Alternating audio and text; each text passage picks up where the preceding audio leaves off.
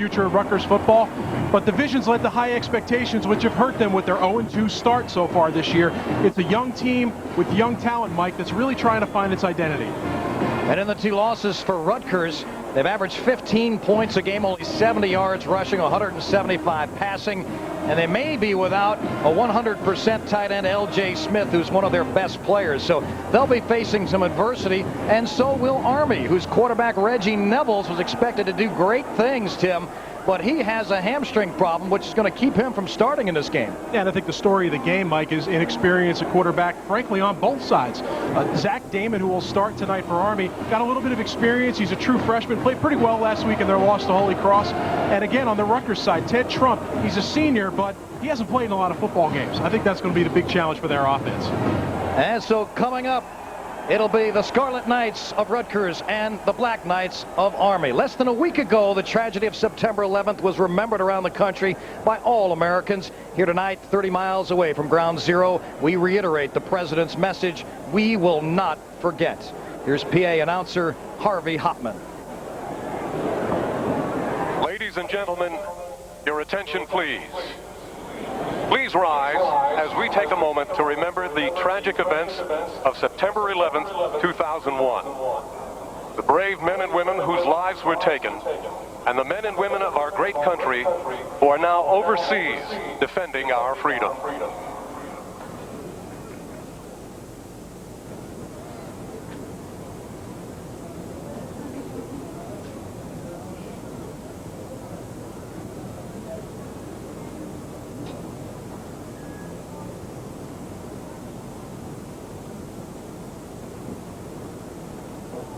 Now, ladies and gentlemen, please direct your attention to the south 20-yard line. The Honorable James McGreevey, the Governor of New Jersey, is escorted by the Honor Guard of the Police Department of the Port Authority of New York and New Jersey, who are honoring the 37 Port Authority police who died on September 11th, the most fatalities ever suffered by one police department in a single incident.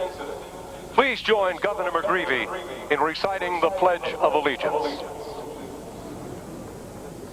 I pledge allegiance to the flag of the United States of America and to the republic for which it stands, one nation, under God, indivisible, with liberty and justice for all. Please remain standing for the singing of our national anthem and God Bless America by the Rutgers University Glee Club and their alumni. In the south end zone, presenting the colors, are the Rutgers Army ROTC Color Guard.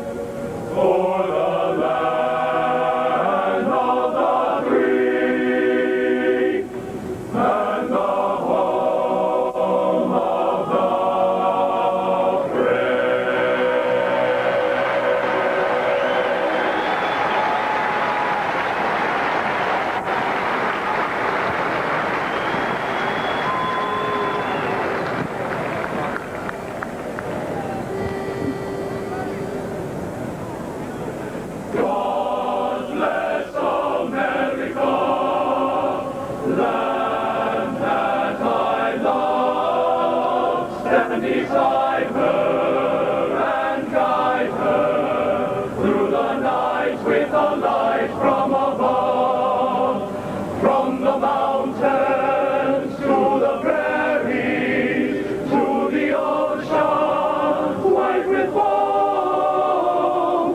God bless America, my home, sweet home. God bless America, my home, sweet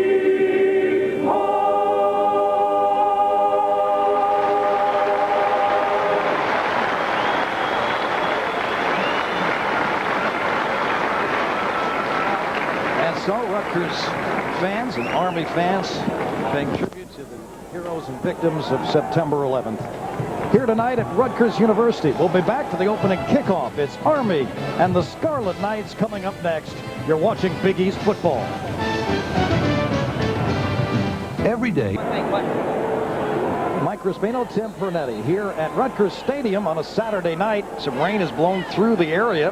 Looks like it has cleared out, though. It's cloudy. Possible thunderstorms still in the forecast. The humidity at 83%. Temperature 75. And the wind, not much of a factor out of the northwest. Could be some more rain in the area, however. And it did rain a little bit during the warm-ups. And that might affect the slickness of the ball and the grass here at Rutgers Stadium, as Greg Schiano and company look for their first victory of the season. And Tim Pernetti, the keys for this one for the Rutgers Scarlet Knights. Well, Rutgers really hasn't gotten off to a great start this year, and it's on offense. It's been because up front they're not moving the ball, they're not moving guys around to have success in the run. So tonight they got to do that. The offensive line must dominate the game. Defensively, Mike, they haven't done a great job tackling this year. So what they got to do is they got to swarm the ball and gang tackle. That's always a good recipe. For Army, they have a couple things they got to work on too after last week. They ran the ball well, 258 yards against Holy Cross in the loss. They didn't protect it. They fumbled it 5 times and they lost all 5 fumbles. Defensively, they got to know that while they have inexperience at quarterback, so does Rutgers. And they got to get pressure on Ted Trump all night to get him thinking a little bit more quicker. Army's lost their opener for 6 straight years now. They're coming off a loss to Holy Cross in which they had 5 turnovers. Rutgers on the kickoff, back to receive it. Number 18, William White for Army. And straight up the middle he comes, breaks it out to the outside, and he is finally taken down near the 25-yard line by number 57, Steve Burson of Rutgers. And that's where Army will start with a freshman quarterback, Zach Dahman. The first time that Army has started a plebe quarterback in 15 years. There's a lot of pressure on him tonight, I think. Probably won't put a lot of pressure on himself. Last week came in relief of Reggie Nevels, had a pretty decent day, threw the ball pretty well. He's not really the running style quarterback, Mike, that you get in Nevels, but he's a pretty confident kid for a true freshman. Dahman is 6 foot, only 170. He's out of Fort Worth, Texas. And he's behind the center, a single setback set up for Army, and a little flat pass off the hands that time of number 26, Marcellus Chapman.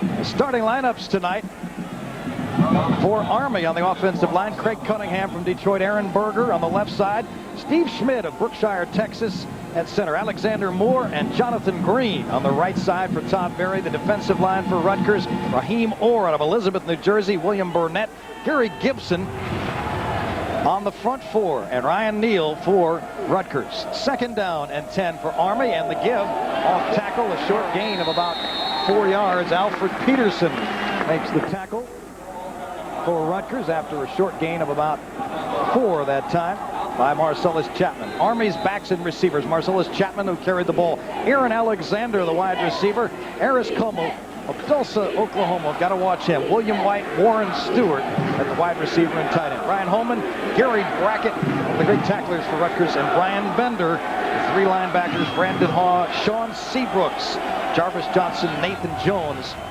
for Rutgers. It's 3rd and 7 for Army. A high snap, in some trouble. Dahman got rid of it. It's incomplete, and off the right side, great pressure that time by Jarvis Johnson.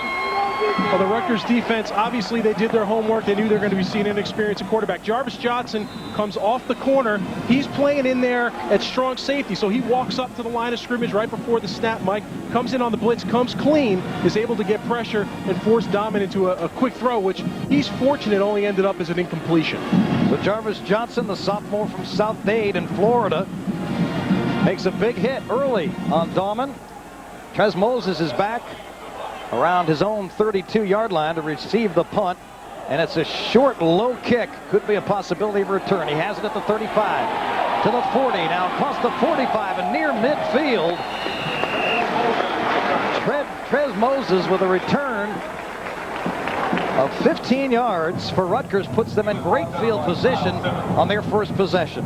And that's something that Rutgers has not had the luxury of much this season, Mike, is good field position on their opening drive, and they've had a couple 3 and outs in their first 2 drives in the first 2 games of the season. And I know that Ted Trump probably has a lot more confidence this week because he's feeling better about playing with the first team a full week of practice, and he said he feels better and more into the system this week.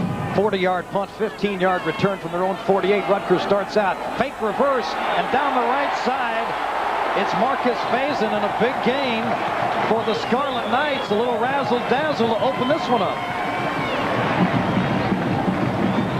16-yard gain. The offensive line for Rutgers: Tron Carswell, Rich McManus out of Laurel Springs, New Jersey, Marty Bismuka, Brian Duffy, Howard Blackwood on the right side for Greg Schiano, Odine Brathwaite, Myron Tolles, Clarence Holmes, William Sullivan on the defensive line for the Black Knights of Army. So a first down for Rutgers on the Army 36-yard line after the 16-yard gain, and a handoff inside and a short gain of about 2 yards that time by Markis Facyson. It'll bring up 2nd and 10 for Rutgers. Michael Resnick made the tackle. Rutgers backs and receivers tonight. Markis Facyson, who made the carry. Ray Pilch out of Piscataway nearby. Jerry Andre. Chris Baker, wide receiver. L.J. Smith, the tight end, playing about 75% with ankle injuries. Ryan Kent, Jason Frazier, Gregory Washington. Among the linebackers, the secondary, Delente Brewer, Mario Smith for Army. Back to passes. Trump on a little wide out. And he completes it to Chris Baker. Short gain of about 5 yards. So it'll be a 3rd down for Rutgers inside Army territory. Ryan Kent made the tackle. Mike, Chris Baker's a guy that was a quarterback when he came in last year out of Marist High School in New Jersey, and Coach Schiano saw some great athletic ability in this kid. They moved him to wide receiver. He's a big kid out there, 6'5", about 200 pounds. A guy like that, you can run hitch and slant all night until the cows come home because he's going to have the height advantage on defensive backs. 3rd and 3. Trump back on a handoff inside, breaking it outside and unable to get to the yard marker. That time was Markis Facyson, and a nice play made by the Army cornerback Delente Brewer to stop him short of a first down. Little inexperience on the fact that Markis Facyson is a true freshman. The Army does a good job there stretching out the play and run support. Facyson probably should have went north and south, but on that play, Delente Brewer comes up and run support is able to force him out of bounds, and Rutgers will go for the field goal. And there was a thought for the moment Greg Schiano was going to go for it from the 28-yard line. So Ryan Sands will try to kick a 45-yarder. Rutgers not quite set properly, and they're going to call a timeout here.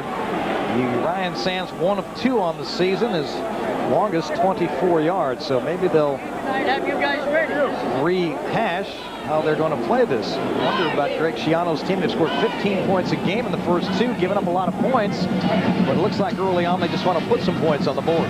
Yeah, you're right, Mike. And I think what he's got to be thinking is we haven't had a lot of success on offense. We're in a really good situation early in the game that we have not been in the past 2 games. He's really got to think this decision through. Does it make sense to try to build on the momentum just because offensively they haven't been in this many good spots early in the game? So he wants to try to make the most out of what they're going to do in this situation. So he's going to talk it over with Ryan Sands and Sean Carty. They're going to go back out on the field for the field goal. But when you don't have a lot of success on offense, you're not in the opposing team's territory a lot. You really got to consider very hard each decision. Well, it's a 45-yarder now. Remember, we've had some rain before the game started, so Sands on the right hash mark sets it up. And he'll attempt a 45-yarder. He's missed one from 23 earlier this season. And the snap It's down, and here's the kick. It is up, and it is good. Ryan Sands from 45 yards away. That's a career long for him, and Greg Schiano makes the right call. And the first time this year, Rutgers has been able to take that opening drive, get on the board, and get a little momentum going on offense. I think that they did a really good job on that, and they really got to be happy offensively. And Ryan Sands hasn't had a lot of chances this year, Mike. Did a great job. We'll be back. Rutgers 3, Army nothing. This is Big East football.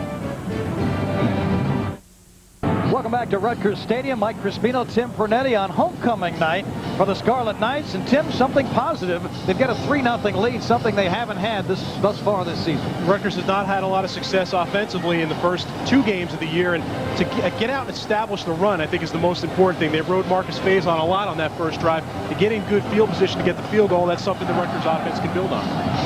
Scarlet Knights on the kickoff, taken at the goal line by Army. Swarmed around about the 15-yard line. William White brought down by a bevy of Scarlet Knights tacklers, including Terry Bynes, the linebacker. And that's where Army will start for Zach Dahman, the first plebe quarterback to start for Army in 15 years. Reggie Neville's out with a hamstring problem in sweatpants, unable to play tonight. And after the great start that he had against Holy Cross, you just know that Todd Berry is hurting in terms of wanting to see Reggie Neville's play, but he won't be in the game tonight. So Dahman at the 15, 1st and 10 for Army. Single setback behind him, and he hands it off. Off left tackle, a gain of about 8 yards that time for Marcellus Chapman. The running back, Chapman, sets up 2nd and 2. Last week, the good and the bad for the Black Knights of the Hudson. A great job rushing. 258 on the ground, 464 yards total offense, but we talked about the ugly as well, which is you can run the ball effectively at Army, but you cannot put the ball on the ground. They did that last year. They did it last week. 5 fumbles lost, and that's something that Todd Berry and his staff really got to work on. Official gain of about 9 for Army, so 2nd and 1. Dahman back to pass. He goes long. He's got a man, and a break up of the pass. Nicely done. It was Aaron Alexander and Brandon Haw going at it on a straight fly pattern as Army went for all of it. Good job there in the secondary by Rutgers. Brandon Hawes had some trouble this year not turning his head to see when the ball's coming. He does on that play and does a good job because there's a height advantage there for Army. Aaron Alexander 6'5", Brandon Hawes 6 foot. Haw does a good job sticking with him tight and then turning around at the right time, getting a hand up in Alexander's face, giving him the ability to make a play on the ball. Now it's 3rd and 1 for Army at the 25-yard line. In the season, they've converted 31% of those. Dahman over center. We're just underway at Rutgers Stadium. The Scarlet Knights have a 3-0 lead. Here's the handoff, and a big hit made. And he might have been stopped short. Good second effort, however. Sean Seabrooks came up from his free safety position, made a big hit behind the line of scrimmage. But the second effort, it looks like, by Marcellus Chapman, might have gotten him a 1st down. Let's take a look at that one. Check out the right side of your screen here. Watch the great run support. Rutgers is swarming the football. Seabrooks walks up to the line of scrimmage in the pre-snap, gets himself in a good position, and is able to make the play. See Seabrooks there on the left part of the screen. He comes up and makes a stick. But what I like about what Rutgers is doing right now is they're swarming the football. There's more than one guy making each tackle. That's something they need to do. Chapman now 3 carries for 13 yards. It was good enough for a 1st down. So Army from their own 25-yard line, trailing 3-0 with the football. And the same play. This time Chapman bounces it outside, but he is taken out of bounds. And a nice play by Ryan Neal, the defensive end, who strung it out.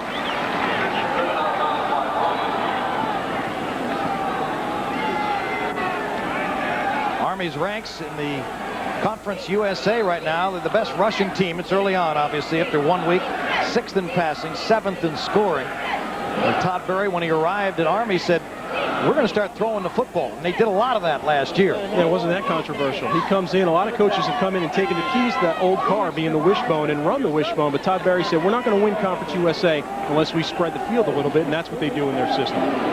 So 3 receivers to the right side for Dahman. Now a draw inside, and the Scarlet Knights not fooled whatsoever.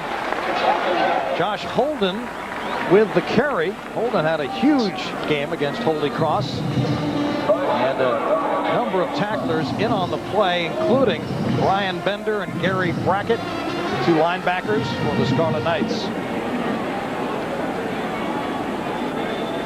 That will bring up 3rd and 11. Rutgers, meanwhile, defensively 7th early on after 2 games. They've given up a lot of passing yardage, 261, and points, 35.5 per game. And remember, those were against 2 1AA schools. So Army 3rd and 11. Dahman back in the shotgun. He's got 3 receivers right and 1 split left. The drop, looking upfield, fires. It's deflected and it's intercepted by Rutgers, breaking into the open, and he's going to go in for a touchdown. What a play on a deflection by Sean Seabrooks. 33 yards for the touchdown. Just a great job there by Seabrooks, and Rutgers has really been packing the line on 1st and 2nd down, saying to Army, go ahead, run the football at us. You got nowhere to go. There they back off a little bit, and what they do is they run man underneath and zone deep. Seabrooks is floating around in center field looking for a chance to make a play. Does a good job there. And now Ryan Sands for the extra point. He's got a 45-yard field goal to his credit early on. The snap, placement down, and the kick is good. So Rutgers, in the opening 5 minutes of their homecoming game, have a 10-0 lead. Sean Seabrook's 2nd career interception for a touchdown has given Rutgers a 10-0 advantage.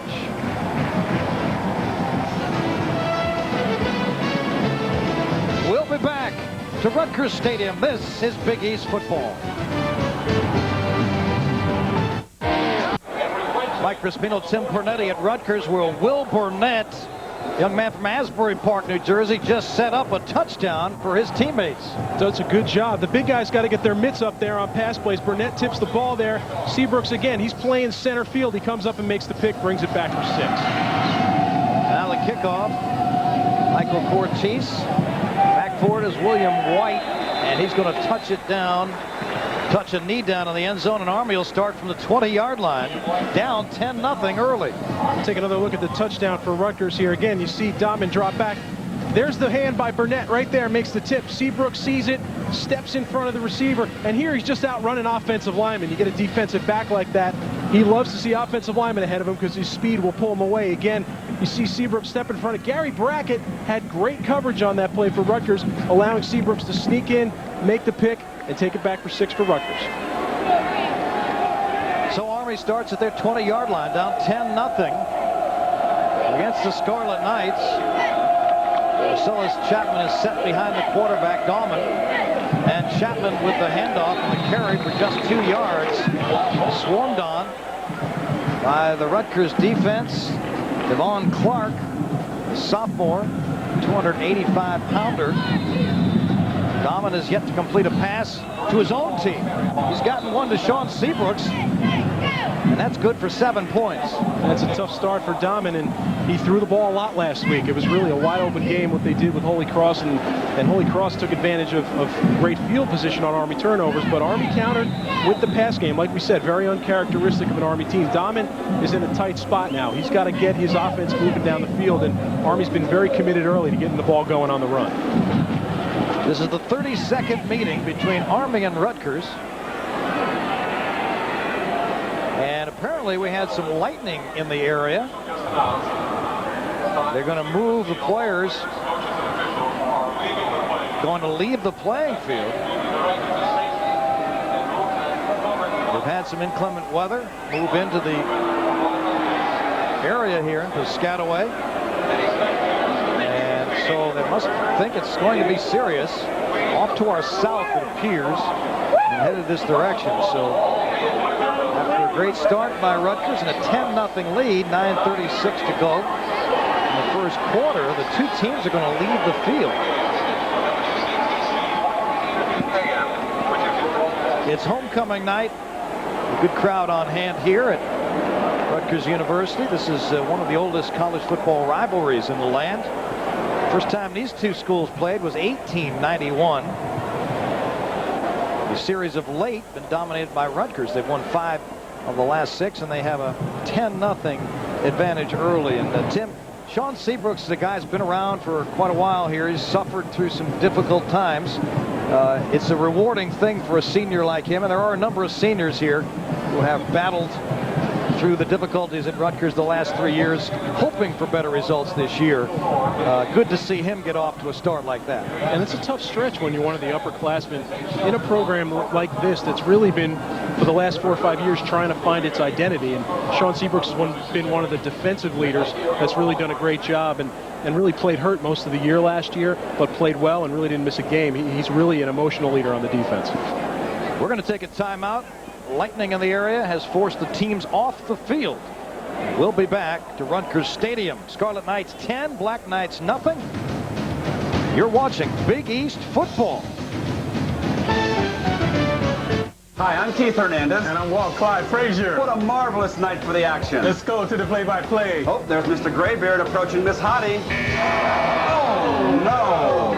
Rejected. Clyde, that's gotta hurt. Yeah, no play for Mr. Gray. Get that man our Just for Men Fresh In Color Gel. It's specially formulated to penetrate coarse facial hair and gets rid of gray in 5 easy minutes. Gets rid of strikeouts, too. Just for Men Gel. The Rejuvenator. You're losing your hair, and you haven't ordered Avicor yet? You've heard all about Avicor on radio for years. Now we've brought it to TV, so you can see our successful results with your own eyes. Medical studies and the FDA have reported the body chemical dihydrotestosterone, commonly known as DHT, as the leading cause of hair loss. Avicor stops DHT from attacking your hair follicles and starts regrowing hair in balding areas. Avicor's DHT blocker is all natural, safe, and effective. In 6 years of clinical use by tens of thousands of men and women, Avicor regrew hair on virtually everyone. We guarantee it. Join the thousands of satisfied men and women who have reversed their hair loss with Avicor. Call 800-924-2396. That's 800-924-2396. Now you can use Avicor risk-free for 3 full months. Call 800-924-2396.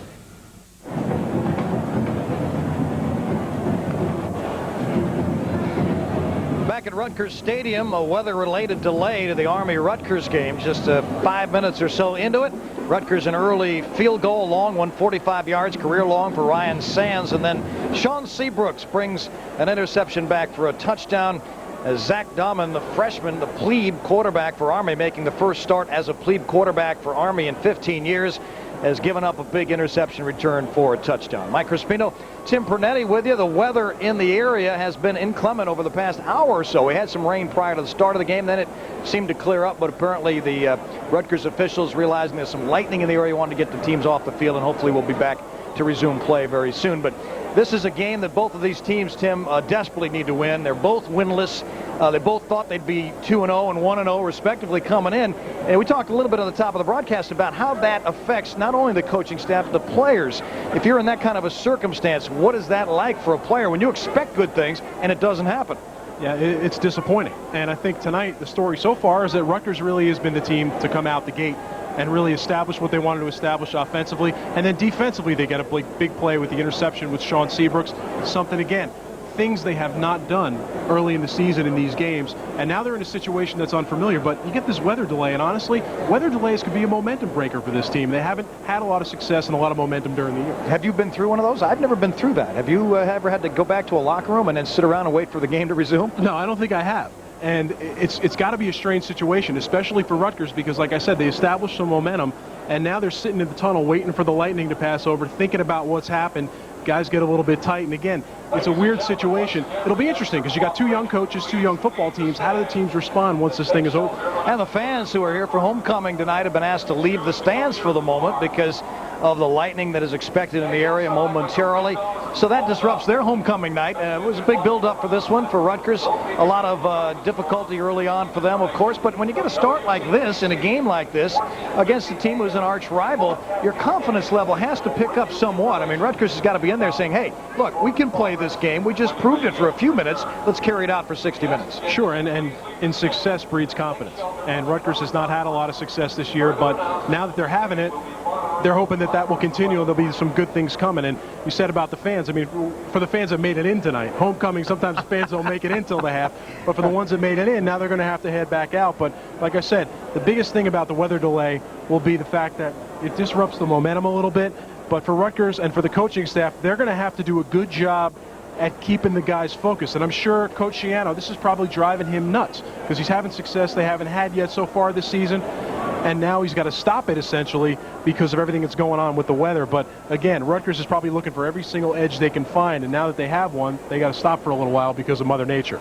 Well, it gives the band a chance to work on some new tunes for the halftime. And there's Greg Schiano hoping that they can get this thing back underway immediately, talking to the officials. And I'm sure the Rutgers officials looking at the various weather forecasts in the area. And, of course, they have radar now. Most of the stadiums can detect severely inclement weather, well before it arrives, and that's a positive thing because obviously you don't want anybody hurt in a circumstance like this. So Greg Schiano discussing that on the sideline, and Schiano came here 2 years ago, 20 months ago to be exact, with a plan to help this Rutgers football program get back on its feet and be a contender in the Big East. And he's been making some inroads along the New Jersey shoreline and all over New Jersey as far as football talent, but thus far hasn't reaped any benefits from it. And I know if you've been reading some of the local papers, there's already impatience creeping in. People saying, well, what is wrong with Rutgers? How can they be this bad? But I think in the circumstances that this program's in right now, it's going to require an awful lot of patience, not only by fans, alumni, and observers and media that cover this school as well. Yeah, it is. And when you haven't had success for a long time, the fans are naturally going to be impatient. And take a look at what some other coaches have done around the country. It doesn't happen overnight in college football. College basketball, you can get a couple great recruits. You can turn a team around in a year. In college football, it doesn't happen. Even if you have the top 20 recruits in the nation in your recruiting class, those guys are still going to be 18-year-old kids going from high school to Division I college. And I don't think the fans really understand the transition and the level of speed of play, how much that changes. So guys will get in and they'll play, but they're going to learn the hard way. It takes years to rebuild programs. And Greg Schiano's going to need the fans to be patient because he's going to need years because he came in with guys that were left over from the other program that he was trying to get motivated again for a new vision, and then to get guys in here that they hadn't been able to recruit in the past. They've had some success, but again, like you said, Mike, it's going to take some time. And the thing about Greg Schiano right now is he cannot redshirt as many players as he'd probably like to get himself a 5-year seniors down the road because he doesn't have that much depth built on his roster. Of course, Army doesn't have the luxury at all of doing 5-year seniors and redshirting. It's strictly a 4-year program, so Todd Berry doesn't have that set of problems. He's got a different set of problems, and that is trying to make a transition to a different type of offense and work with, obviously the group of players that he's able to bring in and year out to Army. So Rutgers and Army right now on a weather delay. Mike Crispino, Tim Pernetti with you, and we hope to get you some information as soon as we can as to the resumption of this game. We have obvious weather radar that is tracking some severe lightning in the area. The stadium right now has been evacuated. The fans have been asked to get out of the stands just for safety's sake, and that's what they're going to do. We have been given an all clear. The game will begin within 30 minutes, barring further problems, so they're going to hopefully get it back on the field very soon when they are sure, absolutely certain, that no lightning is in the vicinity around Rutgers Stadium. Some interesting results today in college football, Tim, and I know you were watching some of these as we were getting into the stadium a few hours ago. Michigan State at home, and Michigan State will be hosting Notre Dame next week, beaten by California 46-22. Yeah, how about that one? And a team that won one game all last year and had their head coach fired at the end of the season and really just got beat up in the Pac-10, and that's a huge game for California's new coaching staff, and frankly for Michigan State that's a real downer. They had a pretty good start to their season. Ohio State has beaten Washington State handily in Columbus 25-7, a matchup with two top 10 teams. Two top 20 teams. USC went to Colorado and beat Colorado badly 40-3. You know what they say about that Colorado State game, how the loser never really is able to get over it for a couple weeks? Well, that's one of those situations, and Colorado gets their butts kicked because of it, and they always dwell on that loss so much, loss to their crosstown rival, and I don't read too much into that, but they say it affects these guys, so go figure. The other top 20 to tell you, Notre Dame defeated Michigan 25-23 at South Bend. Now, Rutgers leads Army here 10-0. We'll be back to play in just a few moments. We've had a delay because of severe lightning in the area, but we are hearing that the players are going to be back on the field in just a couple of minutes. Rutgers has a 10-0 lead because they moved the ball pretty well after they got good field position on their first punt return, and they intercepted a pass for a touchdown. But here they are on offense. And Ted Trump, the quarterback, a pitch out to Markis Facyson, who now is the starting tailback, and I think you can see why. He's got really good speed inside and outside, but his growth has got to start with learning to run the ball north and south. And then defensively, Zach Dahman drops back, and there he is, number 90. Willie Burnett gets his hand on the ball. Sean Seabrooks with the pick. And now this is fun when you're a DB. You get to outrun offensive linemen who you know are not going to get a hand on you. That's a huge defensive play that Rutgers hasn't had. They've had a couple picks this year during the season, but they haven't been able to convert anything for a score defensively. It's a huge boost, no doubt about it. Sean Seabrooks has given Rutgers a 10-0 lead. Now elsewhere, Temple was hosting Miami today, fell behind 21-0. They rallied, got within 7, 21-14, but Miami finishes them off 44-21. The game played at Franklin Field. Now, Virginia Tech, a program that in some ways is similar to Rutgers a few years ago before Frank Beamer got there, rolling. They're top 10 now. They're number 9 in the country. On Thursday night, they whipped Byron Leftwich and company 47-21. So the Hokies over the Thundering Herd in a big way in that one. And Virginia Tech is very quietly going to have a very strong season, and it's going to come down to the end. It's going to be Virginia Tech, Miami. I think that Virginia Tech, their tailback situation is one you got to love as a coach because they got 2 kids. Lee Suggs is great. This young guy, Kevin Jones, may be better than him, and he's younger than him. Syracuse put a whipping on Rhode Island, 63-17 today. Helping Syracuse as we show you some of the Big East results of the day. Pittsburgh's playing the University of Alabama Birmingham. They're in the first quarter, tied at 10 apiece. Later on the schedule, Rutgers will be traveling to Pittsburgh. And the schedule, by the way, after this week for the Scarlet Knights gets very difficult because they hit the road for a couple, including Tennessee. Then they're back home for West Virginia.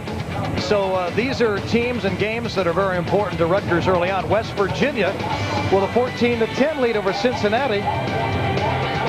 The Mountaineers with a 4-point lead. That's just the first quarter.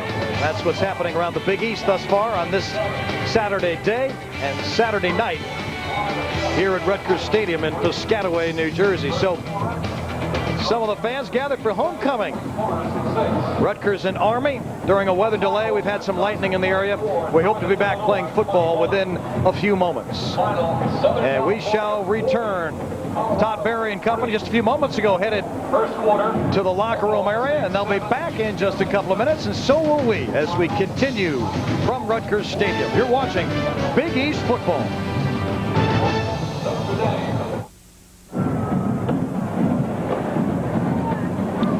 Welcome back to Piscataway, New Jersey, home of Rutgers University. The Scarlet Knights leading Army 10-0. We're early in the game. We've had a weather-related delay because of lightning in the area, and a look around the beautiful campus here at Rutgers, which you, Tim Pernetti, was prowling around for a few years back in the late 80s. Yeah, that was the word. I was out here and played for a coach, recruited by a coach named Dick Anderson, who I think everybody knows the college ranks, now Penn State assistant, and then played for Doug Graber for a bunch of years. But the best thing I learned about this place, Mike, is there's a great history of college football here. They're struggling for success, yeah, but the first college football game was played here. That really says a lot. And calling this place the birthplace of college football, I guarantee you that means something to the people around here.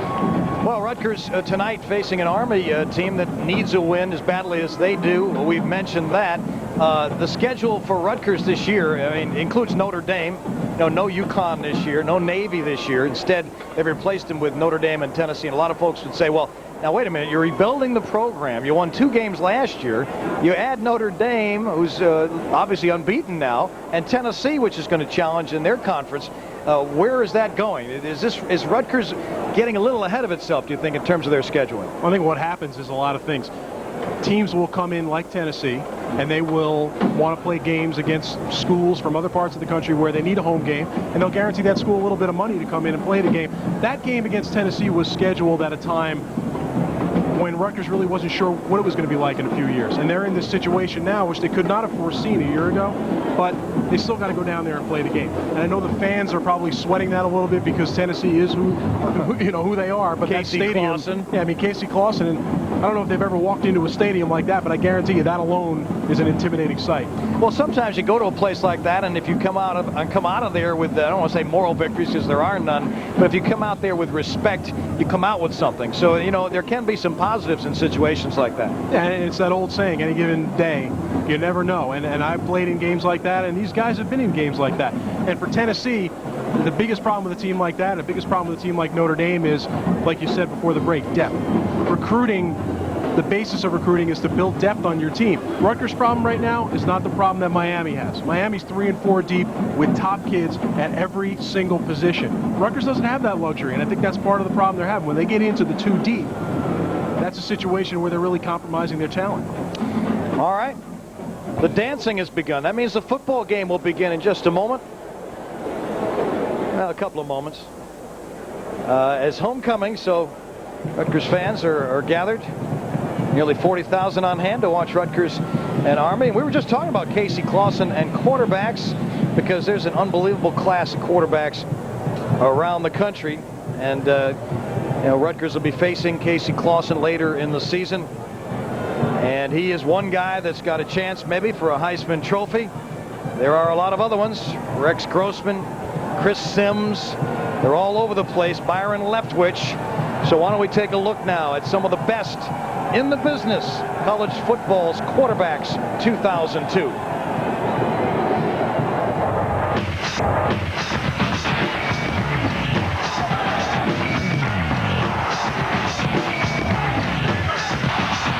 He's their leader, and he makes a lot of big plays. Yes, sir.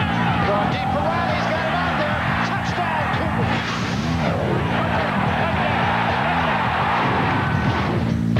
I was trying to make too much happen, trying to force big plays, and now I've learned, hey, I'm the quarterback. I got to manage the game. Sims delivered that football.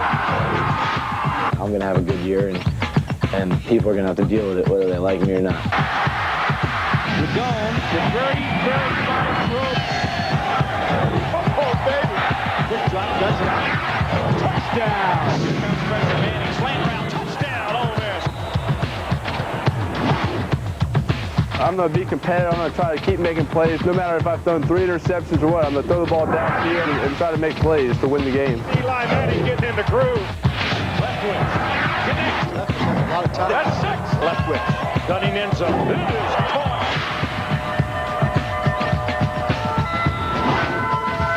I'm not worried about the NFL. The NFL will take care of itself. We lost 2 games by combining 5 points. We were so close to having a big year. I just want to have the same opportunities. As long as we're not running the wishbone, I feel like I can do well. Grossman under pressure, buys some time. Look at this. Look at Grossman. Going to keep the football. If he has time, looks, throws. Deep ball. He's in there. First class play by Carson Palmer. Fires. Gets the throw. No question his athletic ability and heart. I want to be a part of that elite group. At times last year, especially during the Miami game, I think I tried to do too much, and I let my team down. That was the main thing. And actually, I have it written in my playbook right now. It's just one line. It says, remember the feeling, 10-13-01. I can't wait to go down to Miami this year and prove myself. Fake the pitch back, and Ricks will keep it. And dive into the end zone. Touchdown, Seminole. Dorsey,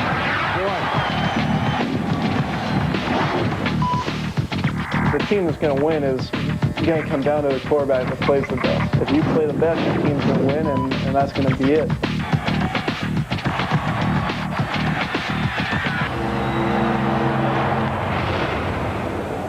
And so Ken Dorsey and the rest of that bunch be vying for the Heisman Trophy. Later on in the schedule, Rutgers has to face Ken Dorsey, as you saw right there. 26-1 as a starter, and that's really the bottom line, isn't it? He's won 26, lost just 1. Crowd beginning to file back in to Rutgers Stadium. We've had a delay because of lightning in the area. We should be underway in a few moments. The teams will be back on the field in a few moments, and it's always fun to see the Army bunch get in here. And I think you mentioned to me before, 1,500 of these folks can make more noise than maybe 15,000. Yeah, and that's the great thing about Army football is a lot of great tradition. And as you can see there, the cadets have a great time at the games, and The worst thing about playing against Army is when you got to go up to Markis Stadium up at West Point, because they pack them in for those games. And I guarantee you, Mike, when you get down to the south end of that field, and you're in the cadet end zone, and you're trying to get a play call at the line of scrimmage, or God forbid you're trying to call an audible, you can't hear the guy next to you. Never mind hearing the quarterback down the line. And one thing I noticed, Tim, there were none of those big wigs on the cadets like we saw some of the Rutgers fans wearing. They still maintain, one little stitch of their credibility by not dressing up with the face paint and the wigs, but on the Rutgers side, I think they have more than their share of that. And the Rutgers band getting involved now, and it's a fun night. Saturday night football. You can't beat it, really. I'm sure they're watching some of what the cadets are doing and trying to maybe one-up them there, and that's part of the fun of college football. Hey, Ken Dorsey today against Temple. We were talking about Dorsey in Miami. 20 of 35, had a couple of touchdown passes, 314 yards as Miami won it 44-21. We'll return more of our coverage of Rutgers Army from Rutgers Stadium in Piscataway in a moment. You're watching Big East football.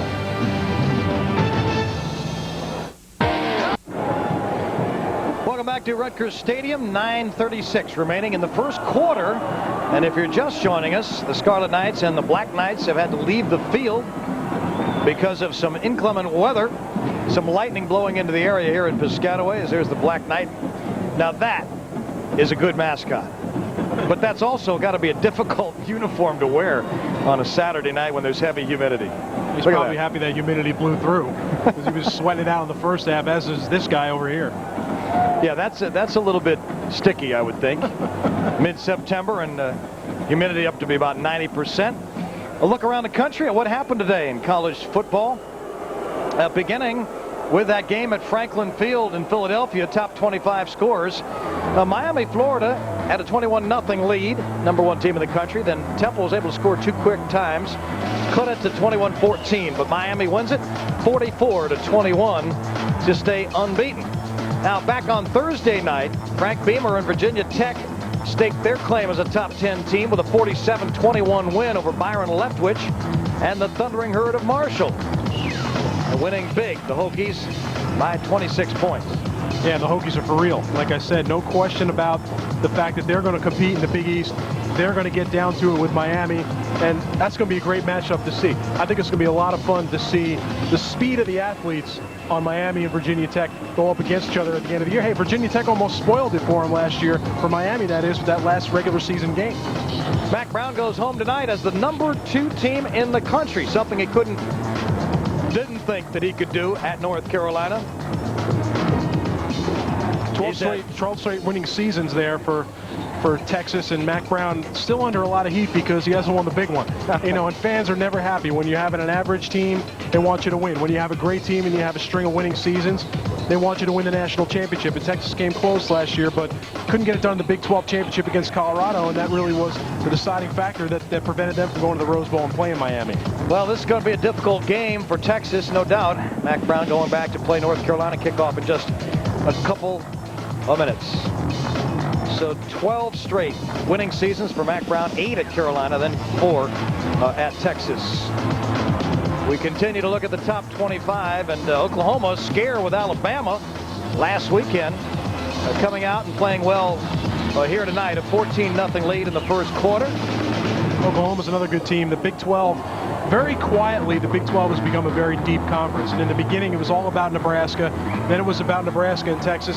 Now it's about Nebraska, Texas, Oklahoma, Colorado. There's a lot of very competitive football being played out there right now, and that makes the Big 12's scheduling guys a little crazy, because I guarantee you the TV programming people are saying, we got to have Nebraska against Texas. We got to have Texas against Oklahoma. You got to have it every single year. And that is just a conference that is very quietly, from their Big 8 days, built up to a powerhouse conference in college football. So the USA Today's top 25 around the country, we take a look. Florida State and Maryland going at it. First quarter, no score in that one, and it'd be interesting to see if Maryland can follow up their great season that they had last year with another one similar. They're off with a loss, of course, to Notre Dame to begin with. Yeah, I think it off to a great start for Ralph Friedgen and his crew, and a lot of injuries during the preseason camp. And you know how that goes. If you're not deep at certain positions, that can hurt you. And Notre Dame really defensively won that game in the kickoff classic against Maryland. But Maryland's got to get their offense going a little bit. Last year they were exciting. They did a lot of good things, especially in the pass game. They were able to spread the field. And Ralph Friedgen, did miracles in 1 year. And now everybody, just like we talked about Mac Brown, is going to be expecting great things from him. Expectations certainly rising for the Terrapins. Now at South Bend, Notre Dame upset Michigan. They led them 16, I believe it was 16-3 at halftime or something of that nature. And Michigan came back to lead the ball game 17-16, but Notre Dame prevails by 2. And Ty Willingham, anybody who's ever been around Ty Willingham has got to root for the guy because he's a straight shooter. He really knows what he wants to do, and he's really done great things at Notre Dame in a very short period of time. And let's face it, there was talent there when he got there, but getting in as a new head coach, selling your vision to your players, getting the right coaching staff in place, and then being able to have immediate success early in the season, that's no easy trick, and Ty Willingham's done a great job. They've got Michigan State next week in East Lansing. One thing I noticed about Willingham today, his patience with his quarterback. Carlisle Holiday was having a less than stellar afternoon. He remained poised with him, though, and able to win for a 3rd straight weekend.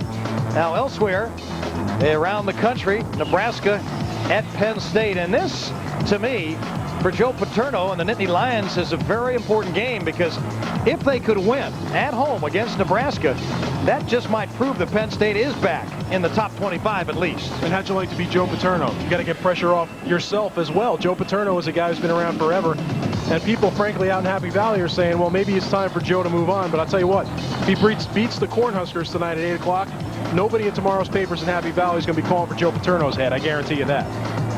So the Nittany Lions in a couple of minutes. And Nebraska, the 7th ranked team in the country. Now at Columbus, Ohio earlier today, matchup of the Pac-10 and the Big Ten. And Ohio State proves that they are the 8th ranked team in the country by beating Washington State by a final of 25-7. And Ohio State, again, another team that their coach has been there for a couple of years now, but again, a new system, and they've really done a good job, especially on defense. Their guys fly around the field, especially at the linebacker level, Mike, like nobody I've ever seen. And the thing that they do, which is very hard to coach with a lot of guys because they think they're big and strong and they can just floor guys with a shoulder, is they wrap up when they tackle. And they enable other guys to get in and gang tackle, and that's one of the best things that they do. And so Ohio State over Washington State, 25-7. Number 10, Georgia, defeated South Carolina today, 13-7.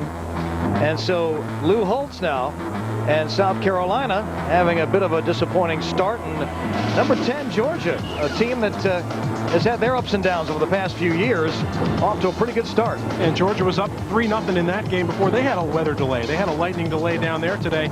We talked about a momentum breaker, but Georgia had the lead, was able to hang on to the lead. I know there were big expectations from South Carolina and Lou Holtz. They're not off to a great start. Georgia is, and that's a good thing because it'll shape up. The SEC got off to a very slow start, but now it's starting to pick up a little bit. That's a big win for Georgia. There's a lot of good things coming down the road for that conference. And South Carolina takes a loss 13-7 at home in a game that they dearly wanted to win to get themselves some recognition in the top 25. So Georgia over South Carolina today, 13-7. And that one a battle in the South. So the USA Today's top 25 college football for you as we wrap up some of the scores that are happening during the day and here tonight. We're in a weather delay, some lightning in the area. And Rutgers with a 10-0 lead over Army. We had played just about 5.5 minutes of this game before the lightning blew into the area. And we're going to catch you up on one of the great quarterbacks in the land right now, Byron Leftwich. The man who was playing at Virginia Tech on Thursday night, and another candidate for the Heisman Trophy. Here he is, the man who leads the Thundering Herd, Byron Leftwich. You know, I always wanted to play wide receiver, you know, and that was just one of those things where, you know, I just was fortunate enough to be able to throw the ball. He's the best quarterback I've ever been around. He's phenomenal, in my opinion. He was overlooked. I think Pitt recruited him a little bit. There were some other 1AAs that were recruiting him, but and if you're a quarterback, you got to get excited about an opportunity to come in and throw the ball. I thought every place was like D.C., you know, and that's what I'm saying. I learned a lot coming here. He's come to like Huntington. He's come to like the slower city life. I had this shirt when I got this from Bob Marley and Jimi Hendrix. It was in style about 8-9 years ago in D.C., man. I'm about 6'6", about like 247, 248 right now. Come on. Come on, bro. Come on, Bob.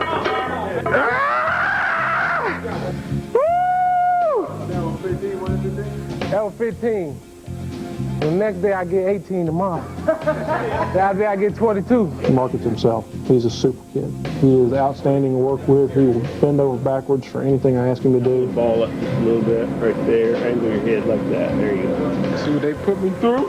The big thing we're doing is bobbleheading. Actually, the dog looked better than me. You know, it's part of the campaign, I guess. You know, and it's things that you do when you're in that housing campaign. Leftwich connects with Watts. I'm a movie watcher. Scarface, you know, ain't no more needs to be said. You gotta get your laugh on. You got Life, you got Martin and Eddie Murphy. You know, you still got Heat right here. Al Pacino, Robert De Niro again doing their thing. Got a little bit of Casino. Got De Niro in there again, but Joe Pesci. Gangster, midget gangster. The night before a football game, you'll watch Gladiator. So get your mind right, get you ready to go out there and play some football. In the GMAC Bowl, he took a linebacker broke free. He threw a strike about 30 yards and took the leg, jumped up and come back, took the next snap and scored. We was down 30 points, but I mean, we felt as though we could score, you know, enough points to come back and win. I mean, that's just how we think, knowing that they wasn't going to score in our defense every time they get the ball, and we knew we had the chance to win. You know, I made a statement when Randy Moss was here that he would be the most impactful player taken in the draft that year, and that proved to be true. You know, I think Byron will be. I think he's that good. God's gave this guy something special, and we're just very fortunate that he's with us. Back at Rutgers Stadium, the band has struck up a new tune. As Army and Rutgers are getting set to play football again, we had about a 30-minute delay or so, which is what you have to have when you have inclement weather like we did, a weather delay because of lightning in the area around Piscataway. Coaching staff's coming back out, players in a moment. Rutgers with a 10-0 lead over Army on homecoming night here at Rutgers Stadium. So fans are out in full force. And Mike Crispino back with you, Tim Pernetti. We're joined by the Director of Athletics here at Rutgers, Bob Mulcahy. Now, this is a curveball you weren't expecting on homecoming night, was it? I think when you're rebuilding a program, you never know what's going to come. And certainly we didn't expect this tonight. All of the forecasts earlier today had indicated it would be midnight or later when it came. And then about 5 o'clock, they warned me that it could come at 7. And we have a radar system here, and once the alert sounds within 3 miles, we have to tell the officials. And actually, 2 of the officials who are working the game here tonight worked the game at Virginia Tech last year when they had the big lightning storm that actually stopped the game. So there was no question. And once you stop under the NCAA rules, it's 30 minutes to come back. Before the game, a stirring ceremony, Bob, involving people in this community and people who are lost in the World Trade Center tragedies. If you could just talk about the impact that has had, the loss in this community on that particular day, September 11th, 2001. Well, on Wednesday, on September 11th, there were a whole series of ceremonies at the university, including a candlelight march and an ecumenical service on the grounds of Old Queens when they rang the Old Queens bell 36 times for the 36 Rutgers graduates who died in the World Trade Center. It's not only the impact on the Rutgers community, but on so many of the communities around us in New Jersey. And that's why with the military academy here tonight, it was particularly appropriate that we had some special ceremonies before the game. And at halftime, we're going to recognize 2 of Rutgers graduates who have already received Purple Hearts for their action in Afghanistan. So it's that kind of night. The governor was gracious enough to come here tonight, Governor McGreevy, and lead the crowd in the Pledge of Allegiance. So it's been a big night, and I think a very purposeful night, and one in which the Rutgers community can feel a great sense of pride. Bob, and everything you've done with athletics since starting your tenure here as the athletic director, I know that you're going to be remembered for 2 things, and that is hiring a head football coach and hiring a head basketball coach essentially in the same year. And how those work out as successes or not successes for you essentially will be your legacy as an athletic director. How do you deal with that? I guess the only way you deal with it, Tim, is to recognize it. When I hired both coaches, I made a public statement that I knew this would be my legacy. It doesn't matter that we've brought in $24 million over the last 4 years that they just never had before to help our facilities or anything else that we've done. Both coaches were hired for special reasons. I believe that both coaches will bring the Rutgers athletic program to where it should be, and I'm tremendously impressed by the program that they run and where we're going to be. Bob, at this point in time, a lot of people, first of all, a word that is needs to be used around programs like this is patience. We heard a lot about Frank Beamer at Virginia Tech and how he has so much trouble getting it going there, and they could have said goodbye to Frank Beamer a year or two early, and fortunately the people at Virginia Tech didn't. I guess my question to you is, what is your patience level? What's the community's patience level, the alumni, the fans of this school's football program, related to your new coach, Greg Schiano, now in his second year? Well, I'm not sure that the patience of the fans is the same as my patience. I think what they have to understand is that for 20 years here, we hired coaches and we scheduled, but we never built the infrastructure. We never had the budget to run a program competitively with the other schools in the Big East. Through the efforts of the Board of Governors and President Lawrence and the university, we now have that kind of budget. As I said before, we've gone out and raised the money so that we're able to build the infrastructure so that the program can succeed. It takes time to do that, and while we haven't done that before, people have to understand that's what it is. I've always been a very patient person, and I believe that we have the right people here to do it. I've looked at the Virginia Tech program over and over again. I've looked at the Northwestern program, and I believe that when you look at those things and you think you have the right coaches, then you have to give them the chance to do the things right. I also look at some of the other things that I think people have to understand with our program. We have 800 student athletes here with 30 sports. 278 had a 3.0 average last year. 151 had a 3.5 average. 44 had a 4.0 average when you combine both semesters.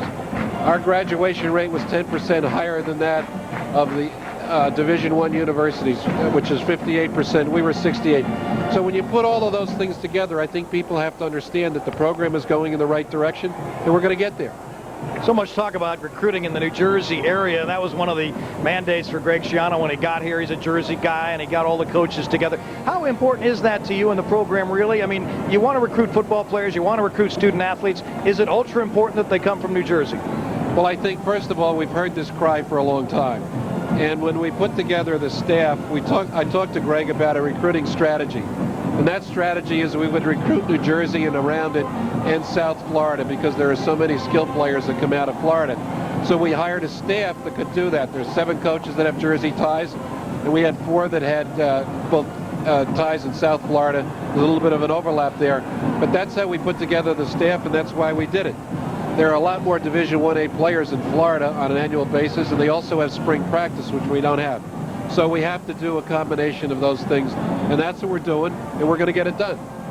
Bob, I know when Greg Schiano was a defensive coordinator in Miami and you began the search for a new head football coach, a lot of focus was put on actually getting in people's faces, really understanding what they were about. Greg Schiano was a hard guy to track down because of his schedule in Miami, and you guys had a bunch of different things that fell through, but he called you and said, Bob, I want to sit down with you, I want to look you in the eye, I want to evaluate how committed you are to winning at Rutgers, and then I can gauge what my vision is and where we can go from there. How important to you was that in your search? Well, I think it was very important, and what happened was I called Greg before the season was over, and he said the only time you can meet me is between 5 and 7 in the morning in Miami at the airport hotel. I said, Greg, that's not going to be enough time to discuss this thing properly. So we agreed to meet on the Sunday afternoon after their last game. And he flew up here, and we met on Sunday afternoon, and we started to talk about it, and he said to me, look, before it goes any further, I have to determine whether I have real interest. I want to know what your vision for this program is. And we talked about that vision. We decided that we had a mutual vision. We talked about it for 2 days, and by Monday night it was over. All right, Bob Mulcahy, the Director of Athletics here at Rutgers University, helping us get us back to football. We've had about a 30 to 40-minute delay because of lightning. Bob, nice job tonight. It was a great ceremony prior to the game, and thanks so much for joining us here as we get back to football with 9:36 left in the first quarter. Rutgers has a 10-0 lead. They're off to a good start. Because of some weather and lightning in the area, they've had to go back to the locker rooms, and now the teams are back on the field at Rutgers Stadium. So in about 5 minutes, we're going to be getting back to playing football between the Scarlet Knights and the Black Knights. Another look around the country at some of the other scores, other games that have been played on this Saturday in college football. Oregon puts up 58 points and beating Idaho 58-21. So the 12th ranked Ducks in great shape to start the season and putting up a ton of points. 58-21 over Idaho. Yeah, they've set up pretty nice offense out there in the Oregon system, and their coach Mike Bellotti was a guy who was real vocal last year about the BCS, and you got to love. And well, he should have been. Yeah, and well, he should have been, because the system really is set up in a way where there's so many scenarios where so many things can happen, and he really thought that his team deserved a shot at Miami. And frankly, so did I. Yeah, and so did I. I mean, frankly, let's face it, Mike. If you got a system where those 8 teams that go to the BCS essentially start the playoff, then that could have happened for Oregon by way of playing on the field. Well, you've got the same idea I do. We need 8 teams to play 4 games and then get it over with. Florida leading Ohio 14-6, maybe the toughest job in the country as a new coach down at Florida. And talk about big shoes to fill. I think 2 in Florida in the last 2 years. Larry Coker steps into a spot at Miami where essentially he was expected to win the national championship, and that's got to be a huge amount of pressure. But he weathered the storm, and he ended up doing it.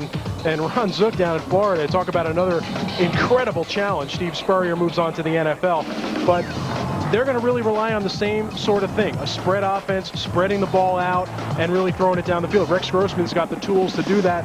They got stomped at the hands of Miami last week, which I know depressed fans that showed up at the Swamp, but again, it's a long season in the SEC.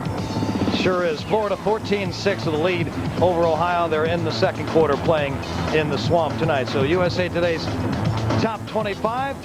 This one was a stunner early on. California got a couple breaks. Michigan State made some crucial mistakes deep in their own territory, and it ended up killing them. California's Cal Bears 46, Michigan State 22. When Notre Dame goes to East Lansing next weekend, you can bet that the Spartans are going to be very angry. Yeah, they'll be ready. And traditionally, Michigan State has been a slow starter in September. They fell at the hands of a lot of unranked teams over the years, and that's something essentially that they're going to have to fix. And we're all set to get back to action. It will be Army with the ball, 2nd and 7 at the 22-yard line. And the handoff goes on a sweep to the right. A big hit made with the carry for a gain of about 5 yards by Marcellus Chapman. Great job there again by the Rutgers defense in pursuit. So far tonight, they're doing a nice job. We talked about in the keys to the game, Mike, about swarming the football. Sometimes strength is in numbers. You got to get as many guys over there as you possibly can to make plays. The key on toss plays, especially stretch plays off tackle, is linebacker pursuit and run support. And they're doing a good job so far in that against Army. Now 3rd and 4 for Army. Out of the shotgun of dominance, knocked backwards into the end zone. What a defensive play made that time by Brian Bender, the senior linebacker. Rutgers bringing pressure from a lot of different places. Brian Bender's going to come around the outside. Watch the left-hand corner of your screen when we show you the replay here. You see Brian Bender walking up to the line of scrimmage in the pre-snap again. He comes clean and gets his hands up. Army setting up a screen in the flat. Never got a chance to develop because Bender got in Dahlman's face, was able to get his hands up and block the pass. So Army back for a second time to punt. The first one was a 40-yarder. This one is high, and a fair catch called for at the 3rd. No, it was a fair catch. And then heading off in the other direction that time was Trez Moses, 35-yard punt and no return. And Rutgers will start at the 39-yard line with a 10-0 lead. So a delay of 45 minutes here in Piscataway because of lightning in the area. And you heard Bob Mulcahy say, once you stop a game and take the teams off the field, you have to delay at least 30 minutes. So that's the reason that we were off the field for a good 45 minutes. And the big question, Mike, will be tonight, right now on this series, is Rutgers offense able to continue and sustain the momentum they had on their first drive of the game? Lining up in shotgun again. They've showed many different looks tonight, more than they've shown in the first couple of weeks. 2 people spread to the left, and Chris Baker in. handles the ball on what amounts to a quarterback draw, the sophomore, for a gain of about 2 yards. We talked about Chris Baker, an old quarterback, came in Coach Shiano's first recruiting class as a quarterback, moved to receiver. Just a great athlete who's able to do a lot of different things on the field. When you have a kid like that, you essentially got to mix it up. They're going to keep him in a quarterback in the shotgun. There's a lot of different things you can do off a formation like this. 2 receivers spread to the left. Baker with a fake. Now he sweeps. And in some trouble. Cuts back. Knocked down at the 43-yard line. That play looked like it was going to be a pitch, and then Baker kept it. Ryan Kent made the tackle for Army, along with Michael Resnick. On that play, Army does a good job in run support, and Army's defense is what they call the 4-4 stack defense, where it's really attack-oriented. They put their defensive backs out on an island a lot of the time. You see a lot of man coverage because they're relying on getting to the quarterback with their front 8 guys before the quarterback has a chance to set and throw downfield. Trump back in, throws downfield, completed. And the first down made by number 87, Chris Loomis, the tight end. The sophomore with a good catch and a gain of 12 for a Rutgers first down. Talked about L.J. Smith being banged up coming into this game. Chris Loomis is a guy who's got great potential. On that play, he runs the Y option, the tight end option, about 12 yards down the field, finds the soft spot between the linebackers, and just turns around and sits and waits for the ball. When you find the soft spot in the zone, that's what you're taught to do. Just sit and make the catch. Rutgers in Army territory on the pitch. It's Facyson cutting inside, and inside the 30-yard line, Mario Smith made the tackle, a gain of 16 yards that time for Markis Facyson, who's having a good night so far for Rutgers. We're just in the first quarter, 7 minutes remaining after a 45-minute lightning delay. And he's got some traveling company. Number 47, Ray Pilch. You see it on the outside there. A great block that opens up the lane for Markis Facyson as he gets down the field. Now the pitch the other side. It's Facyson trying to sweep. He's in some trouble. Closed down immediately by Army. He had about 5 or 6 defenders in his way. Greg Washington, the sophomore linebacker, number 16, in on the play first to make the tackle. And now it's going to be 2nd and 10 for Rutgers. And Rutgers really very committed tonight, Mike, to running the football.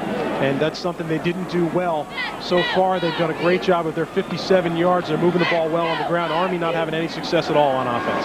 Facyson, 5 carries, 35 yards. Handoff inside to Facyson, and this is another short gain of about 2 yards for the Scarlet Knights. That will bring up a 3rd and 8. These are the situations where Rutgers so far this season has not had a lot of success. And Army, what they'll do in a situation like this is they'll sometimes, instead of showing you that 4 defensive lineman, 4 linebacker look, they'll drop back and they'll move number 4, Ryan Kent, almost to a strong safety position. I would think in this situation, because Ted Trump doesn't have a lot of experience, they're going to try to pack the line of scrimmage and try to put some pressure on him because he's going to have to make a snap decision on 3rd and 8. 1 of 2 tonight on 3rd down. Trump back to pass. He's got some time. Throws down the middle. The ball is deflected. And the catch was made. Nice play that time by Chris Loomis, his 2nd catch on this drive, but it's short of a first down. Loomis again runs that inside option route. Ted Trump, he takes a nice drop there. He gets his feet get a little bit happy, but again, Loomis is supposed to find the open spot and sit and wait for the ball. I think what he didn't realize on that play was he had man-to-man coverage. If he kept running across the field, he might have caught that in stride and taken it up the field for a screen. So Chris Loomis from Maple Shade, New Jersey, sets up this field goal attempt for Rutgers, and that is going to be wide. Ryan Sands, wide right, with 4:55 remaining in the first quarter. Army will take over from the 21-yard line in Black Knight territory. I think Army's got to feel lucky to get out of that situation.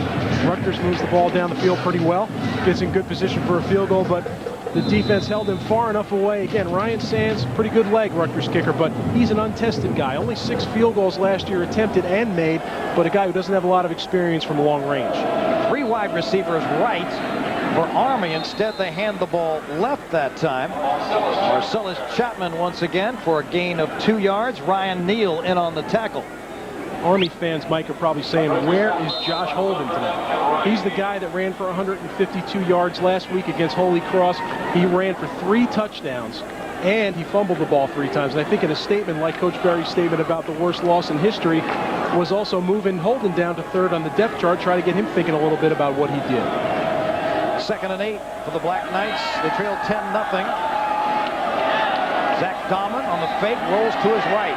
Looking downfield, fires it, and it's high. Good coverage that time by Sean Seabrooks, who has an interception for a touchdown. Pass intended for Warren Stewart, the senior. Dahman has yet to complete a pass. He's 0 for 6. Yeah, he's struggling out there. I think they're trying to get him away from the pressure by sprinting him out. Good coverage downfield, straight man coverage for Rutgers with a little zone behind, and Seabrooks trailing Stewart the whole way. Stewart had a step on him, but again, Dahman throwing on the run, not an experienced quarterback, floats that one over his tight end's head. 3rd and 8 for Army. From their 22-yard line, the blitz is on. Dahman steps up. He's going deep. He's got a receiver, but it's thrown wide and out of bounds. He missed his man by an awful lot. Aaron Alexander, the sophomore from Louisiana. Nate Jones was on the coverage. So Army's difficulties through the air continue. They're 0 for 7 tonight in this first quarter at Rutgers. Maybe we jinxed them. We talked so much about how well they threw the ball last week against Holy Cross. We talked about their inexperienced quarterback. I think Rutgers is doing a good job defensively, not only bringing pressure, Mike, but bringing it from different places, and that'll get a young quarterback back there thinking a little bit. Chris Costelli's kick is high and very short. It's going to land in Army territory inside the 40 and roll out of bounds at the 38-yard line. Costelli hit that one off the side of his foot. A 15-yard punt. I'll tell you one guy who's not happy about that, and that's head coach Todd Berry. He's waving his hat around, trying to figure out what happened on that play. Just a straight shank, I think, Mike, and that happens for punters from time to time. People get so used to the fact that they're so consistent. I think on this play, just hit it straight off the side of his foot. So Costelli goes back to the Cadets bench to think that one over. Under 4 minutes remaining in the first, and Rutgers with excellent field position inside the Army 40. Trump back to pass. He won't get it off. He's taken down as the Army rushed that time. Got to him. Myron Tolles, the sophomore, in for the sack, and a loss that time of 3. And Ted Trump's a guy who will try to make plays with his feet when he feels a little bit of pressure, and last week he was a little too happy with those feet. He got going too soon. Really does a decent job, takes his drop, but again, number 73, Brian Duffy, gets beat inside on that play, and when Trump decided to run, it was a little too late. So 2nd and 13, and a short gain by Facyson, and Clarence Holmes, the big 6'4", 266-pound defensive tackle, was there to stuff the play. One guy the Rutgers offense has missed, Mike, has been number 82, Aaron Martin. This is the first time tonight that he's actually playing this season, and he's the son of the famed New York Giant defensive end George Martin, but he had a really good year last year in making the big play. He's in the game now. I think it's only a matter of time before they go his way. So Aaron Martin is flanked left. Trump steps into the pocket, throws underneath. He's got a man. It's Ray Pilch, the fullback, but it's well short of a first down, and this is going to be a decision for Greg Schiano again as they are at the 33-yard line. The field goal would have to be a 50-yarder, and they are 4th and 5. I think you got nothing to lose here by going. I'm sure he'll call a timeout to think about it, and there he goes calling that timeout, but what do you really have to lose at this point in the season by going? Army's offense, Mike, has been unable to do anything against the Rutgers defense so far. You're inside their territory, not too deep, but again, if you're able to convert, get a first down on a play like this, I think that can build even more confidence on what the offense has already done. Ted Trump has done a decent job out there so far with his leadership. He's 4-4, 29 yards so far in the game, is not making bad decisions, I think, which is key. On the other hand, Schiano, if he could get a pooch punt to land inside the 10, would put the Army offense in some serious trouble. They've been unable to move it, as you mentioned. They've also turned it over for a touchdown. Zach Dahman very shaky, 0 for 7 that might be another thought running through his mind. Yeah, I'm sure it is. And we talked about Chris Baker, what an athlete he is, a receiver. And Aaron Martin, again, is a guy who we haven't seen him yet tonight except to see him out on the field. But he's a guy who was a big play guy last year. And on homecoming last year, they took on the other academy, the Naval Academy, and Martin had a 91-yard touchdown and an 80-yard touchdown, both in the first half. He's a fast guy, and he's a big guy, too. You get him downfield in open space, he can make a lot of really good things happen. I'm sure he's really itchy to get back into flow, get his hands back on the ball. It's interesting that he and Ted Trump were the guys that came to the sideline to talk to the coaches before going back out to run this play. 4th and 5 for Rutgers at the 33-yard line. Trump over center. He's got a single back set behind him. It's Ray Pilch. He steps back. He looks left, and he throws, and he's got a man for a first down. It is Aaron Martin out of bounds inside the 25. But a penalty flag is down in the first of the game.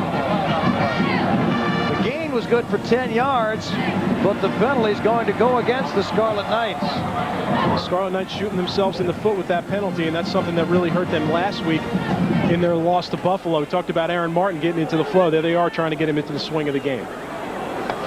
Holding on the offense. 10-yard penalty. Replay 4th down.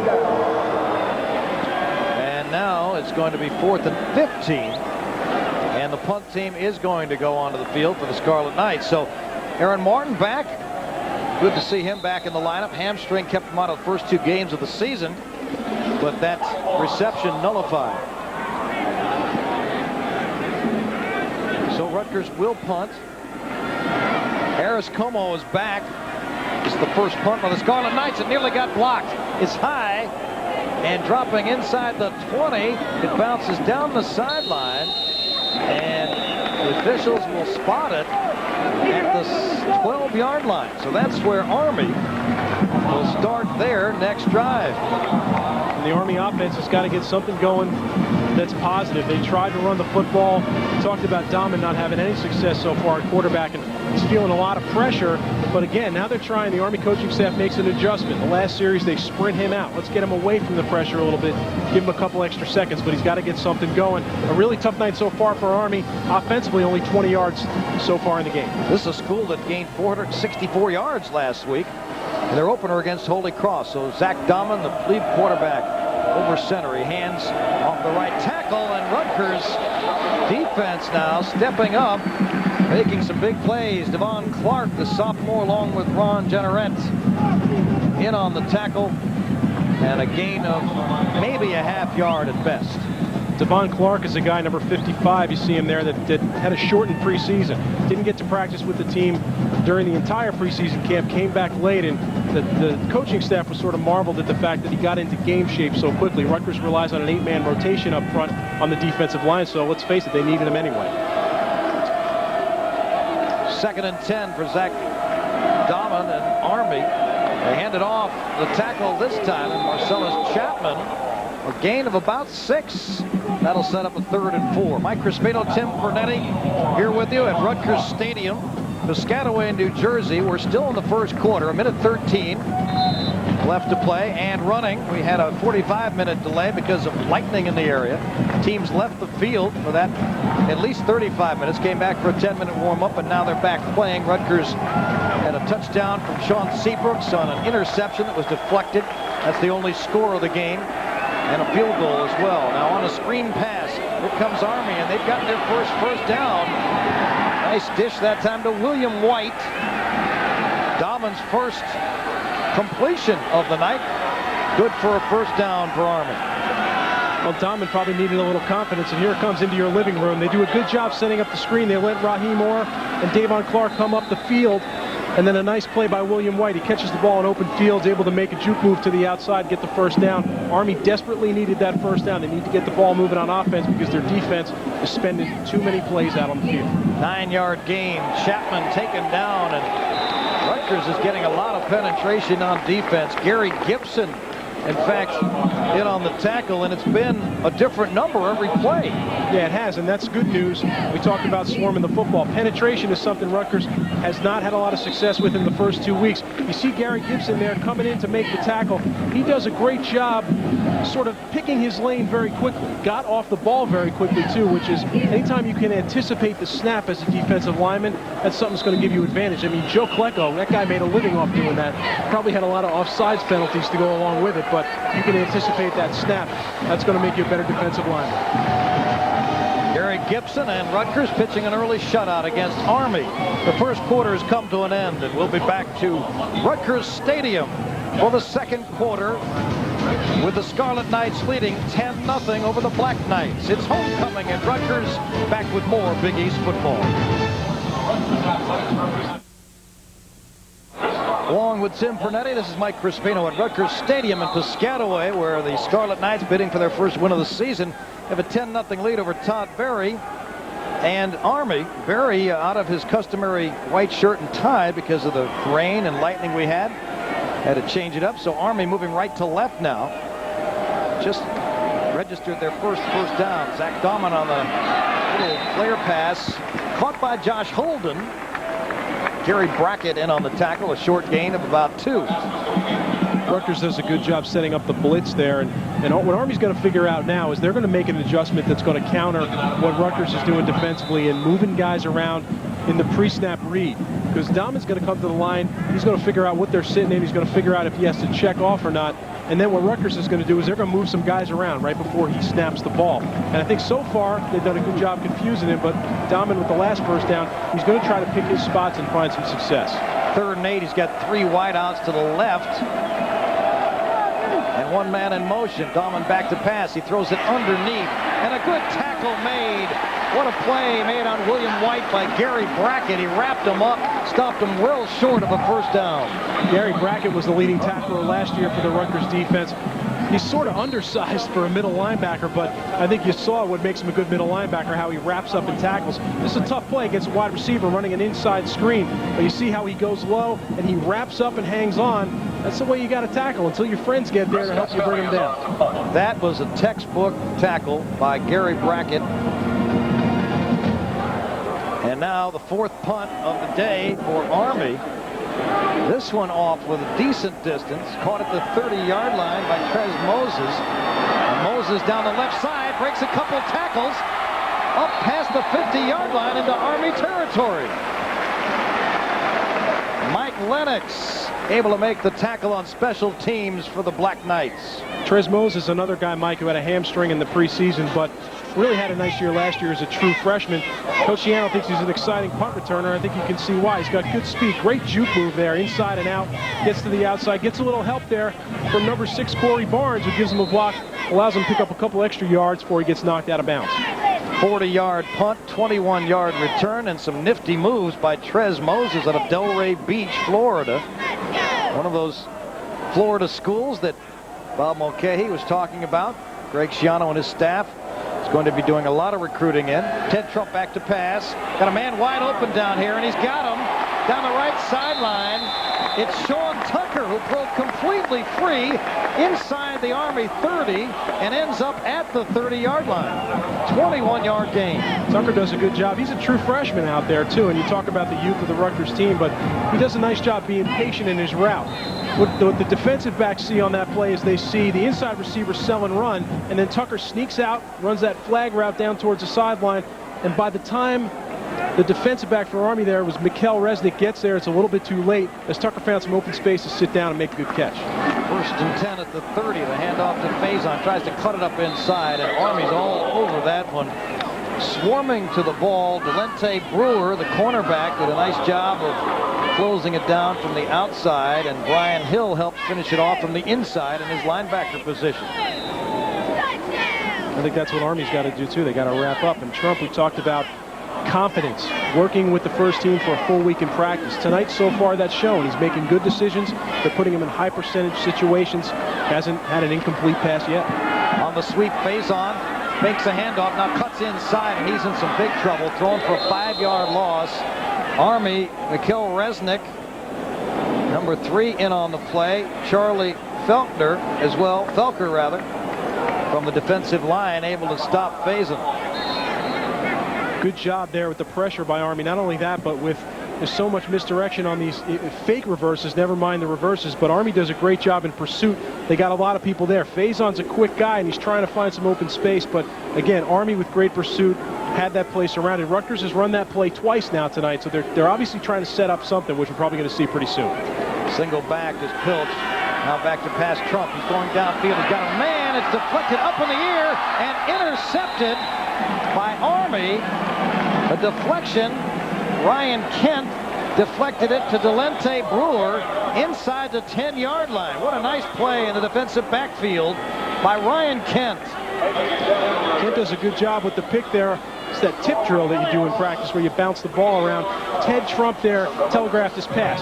He was looking his receiver up and down trying to get the ball to Aaron Martin from the time he took the snap until the time he made the throw, and that's great athletic ability there by Brewer. But Trump's got to be smarter. He's got to think, if I'm going to go down there to Aaron Martin, I'm going to look these defensive backs off, look the other way, get them moving around in the secondary, and then make the throw. So Army with the ball inside their own 10-yard line. Zach Dahmen on a handoff, and Josh Holden knocked down immediately. Again, great penetration by Will Burnett, the defensive tackle.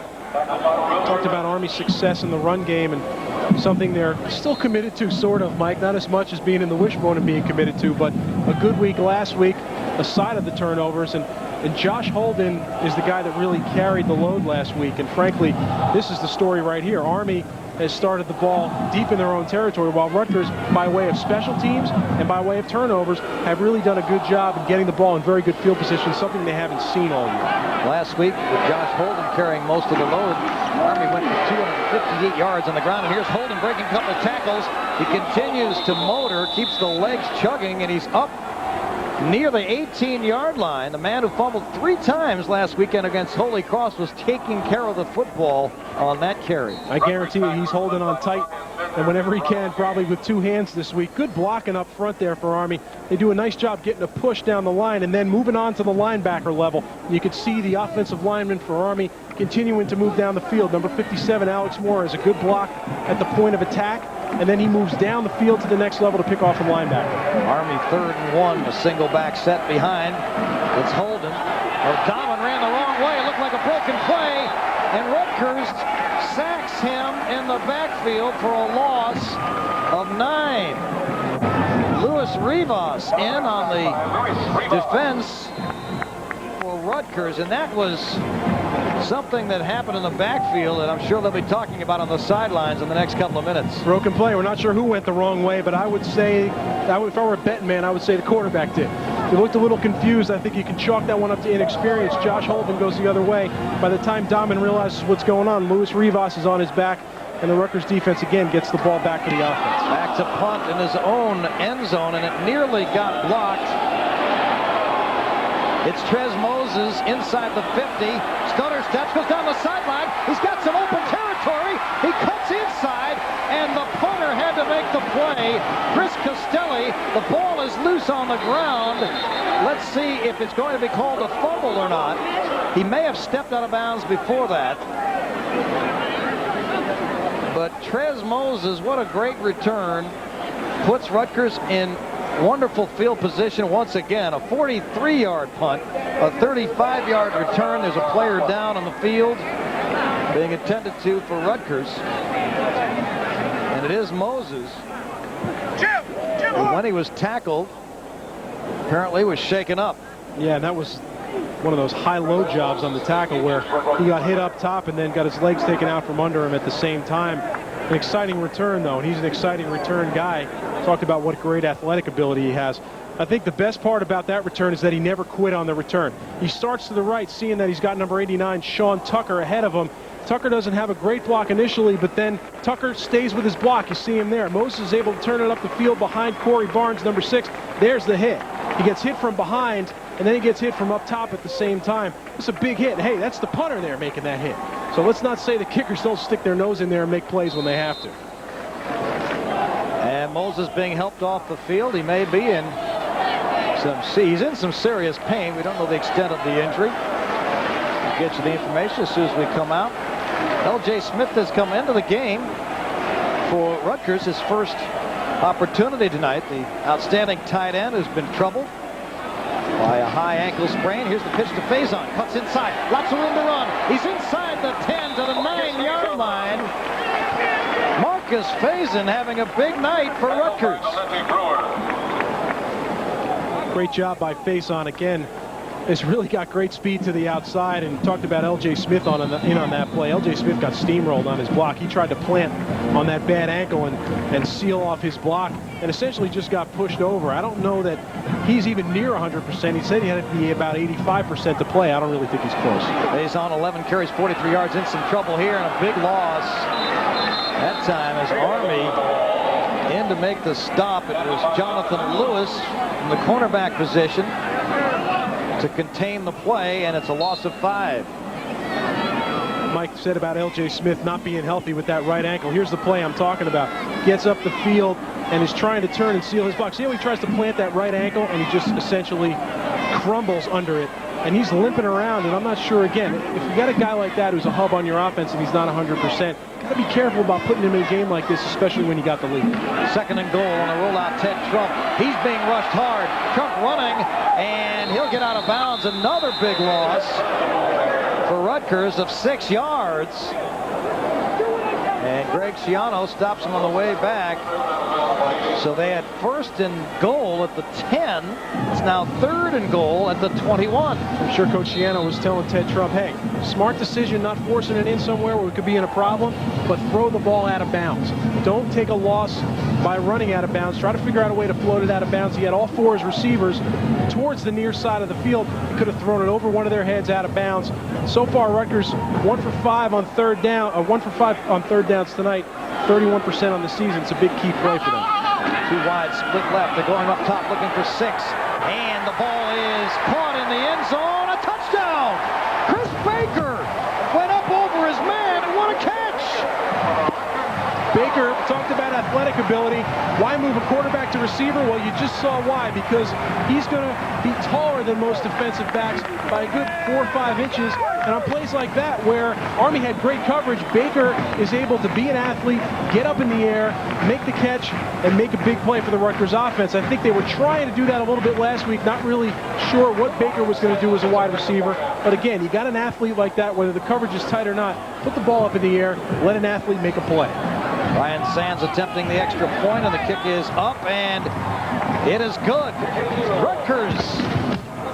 Ted Trump to Chris Baker, the kid from Marist High School in Jersey City, has given the Scarlet Knights a 17-0 lead here in the second. They went up top, and the Scarlet Knights strike. They lead Army. We'll be back with more. This is Big East football. Hi, I'd like to start getting home delivery of the Sunday New York Times. Now you can enjoy Sunday even more by getting the New York Times delivered to your home every weekend. And when you call now, you'll get 50% off the regular home delivery price. I enjoy waking up and having the Sunday New York Times waiting for me. I know it'll tell me things that I won't hear, read, or see anywhere else. I get international and cultural news, and I get a jump on the week ahead. Call now to order, and you'll get the book review, travel, arts and leisure, week in review, and the New York Times Magazine. On Sunday mornings, we catch up on what we really love. She goes straight for arts and leisure. I check out the magazine. So call now to enjoy the Sunday New York Times for 8 weeks with home delivery at 50% off. Hi, I'd like to start getting the Sunday New York Times at home. I think the only thing I enjoy more than doing the crossword puzzle is actually finishing it. Call now, 1-800-422-5900, and get the Sunday New York Times delivered to your home every weekend. For me, Sunday was made for the New York Times. Are you losing your hair? Is that bald spot getting bigger? Medical studies have reported the body chemical DHT is the leading cause of hair loss. We've developed Avocor, a natural herbal treatment that stops DHT from attacking your hair follicles. Avocor regrows hair in balding areas. We guarantee it. Stop DHT from ruining your life. Call 800-924-2396. Use Avocor risk-free for 3 full months. Call 800-924-2396. Mike Crispino, Tim Pernetti at Rutgers Stadium. 9:11 left in the second quarter. Chris Baker has just given the Scarlet Knights a 17-0 lead. Does a nice job going up high to make the pick and take it out of the air. Whoa, looks like he bobbled the ball around a little bit. There's another look at it. Baker does a good job picking it out of the air, and he's bobbling it a little bit as he comes down. Not sure if he had possession. Again, the official was right there, and he obviously had a better look than we did, but it's the beauty of replay. We get to second guess him a little bit. There's a kick returned by William White at the right side. Ball loose, fumbled on the ground. Rutgers down there, Army down there, and it's Rutgers ball at the 15-yard line. The recovery made by Ishmael Medley, a linebacker in on special teams. What a big hit. That shook the ball loose, and the Scarlet Knights have another chance. There is a flag on the field. Offsides on the kicking team. 5-yard penalty. Re-kick. Wow, what a bad break for Rutgers. You see number 53, Medley, making a huge hit right there. Ball pops straight up in the air, and that's number 33, Jason Nugent, who's able to scoop it up and make the recovery. Wow, talk about penalties really being a thorn in the side of Rutgers last week. Penalties haunted them, not only the number, Mike, but at the times in the game that they occurred, it occurred in key spots. And that's really a backbreaker for a young coach that's trying to build up a program, trying to get a little bit of confidence behind his team. Something like that, which again, Rutgers picks up the ball there on the turnover. They're in great field position for at least 3 points, and that's something that Army gets a break. So Todd Berry and the Cadets will have another kickoff return. This one will be from the 30-yard line of Rutgers. Second penalty of the game for the Scarlet Knights, total of 15 yards. That Trump to Baker touchdown pass culminated a short drive of 20 yards for 4 plays. And the big play, the 35-yard punt return by Trez Moses, he's got 50 yards in returns. And this one, spit kick down near the 20-yard line, taken by Army. And with it, number 17, Mario Price, a defensive back, able to return it past the 35-yard line to the 36 before Terry Bynes makes the stop. Army's got to feel lucky after that almost turnover for Rutgers on that play. It gives them a breath of fresh air and a second chance. Still a lot of time left in the half here for Army to try to move the ball offensively. And people that know Army football for those long sustained drives where they're able to run the ball and very subtly mix in the pass. They haven't really done a lot of that tonight, but again, they're being given chance after chance to give it a shot. Rain has begun to fall again here at Rutgers Stadium as Army starts this drive from the 36-yard line. Dahman back, gets a pass underneath, but it's going nowhere. That one taken by Aris Como. Rutgers defense has been outstanding tonight. In on the play, Val Barnaby, the defensive end position, the freshman, and Raheem Orr, the senior defensive end. So a senior and a freshman working together to make that play. You can see Army's adjustment, too, to the outside pressure that Rutgers is bringing is we're going to run some quick passes to the outside to our receivers where these blitzing corners are vacating space. And on that play, I think Como came a little bit too far inside when he made the catch and able some defensive ends to get near him to make the play. Dahman's got 2 receivers split right, 1 to the left. He drops back quickly, throws it up in the air, and the pass is incomplete. It ends up out of bounds. Brandon Haw on the coverage of Jacob Murphy, the freshman wideout for Army. And Dahman has been not only inaccurate, but he has just not shown a lot of zip on his ball, I don't think. Yeah, I was thinking the same thing. There's really nothing on it when he throws it. He hasn't thrown a lot inside and outside at short range, but when he's thrown down the field, especially outside the hash, he's really floating the ball up there. And again, you talk about a team that doesn't have a lot of history in establishing a spread type offense where they throw the ball a lot. They're going to need a quarterback with a strong arm who's going to be able to throw the ball down the field. Dahman just 3 of 12 for 9 yards. Now he goes up and over the defense, and that's incomplete as well. Stop and go pattern being run that time by Aaron Alexander. Nate Jones, the junior, on some solid coverage, and that brings up a 4th and 13 for the Black Knights. Sean Carty is back to receive the punt at the 25-yard line of the Scarlet Knights. Sean Carty will take over for Trez Moses now. You're talking about 2 totally different guys in style as far as what they do on punt returns. Carty not as fast as Moses is, but he's a slasher. He can find spots and get up the field very quickly. 6th punt is blocked. Scarlet Knights got to it. It's loose down here and recovered by Rutgers. Jason Grant got in and made the block. And once again, Rutgers will start inside Army territory.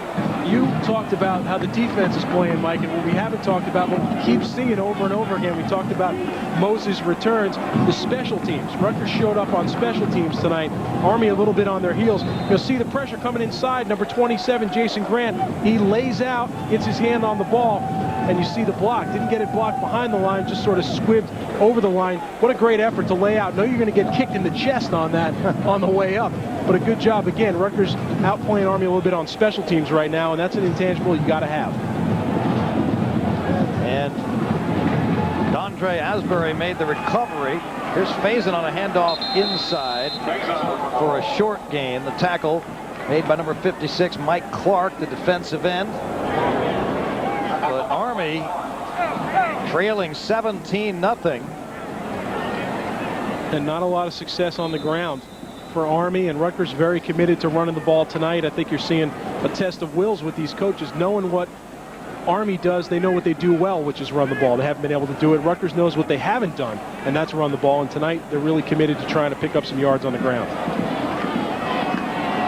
And here is a sweep outside by Trump off a fake. He's going nowhere. Back to the line of scrimmage for no gain as Army sniffed that one out. Kyle Simmons in to make the play. Ryan Kent, rather, number 4. I'm not sure that's the quarterback you want to run that play with. I think if you want to run it, maybe you want to put Chris Baker back in there to run that play. You want a guy who's got a little bit more speed to get to the outside. What you're seeing is a little bit more misdirection. You got the 2 fake reverses for Rutgers. You got that play where it's an inside run fake, and then Trump's trying to find some open space outside. I think the key to it is a lot of different looks, and that's something they haven't shown in the first few weeks, and Army is having a hard time adjusting right now. Penalty flag is thrown before the snap is made. And it's going to be against the Scarlet Knights, who are 2 of 6 on 3rd down thus far. On Rutgers.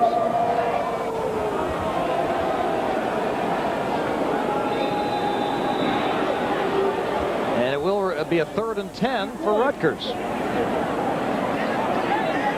They rehuddle. They'll call another play. Trump is 6 of 7 on the night for 71 yards, 1 touchdown, and 1 interception.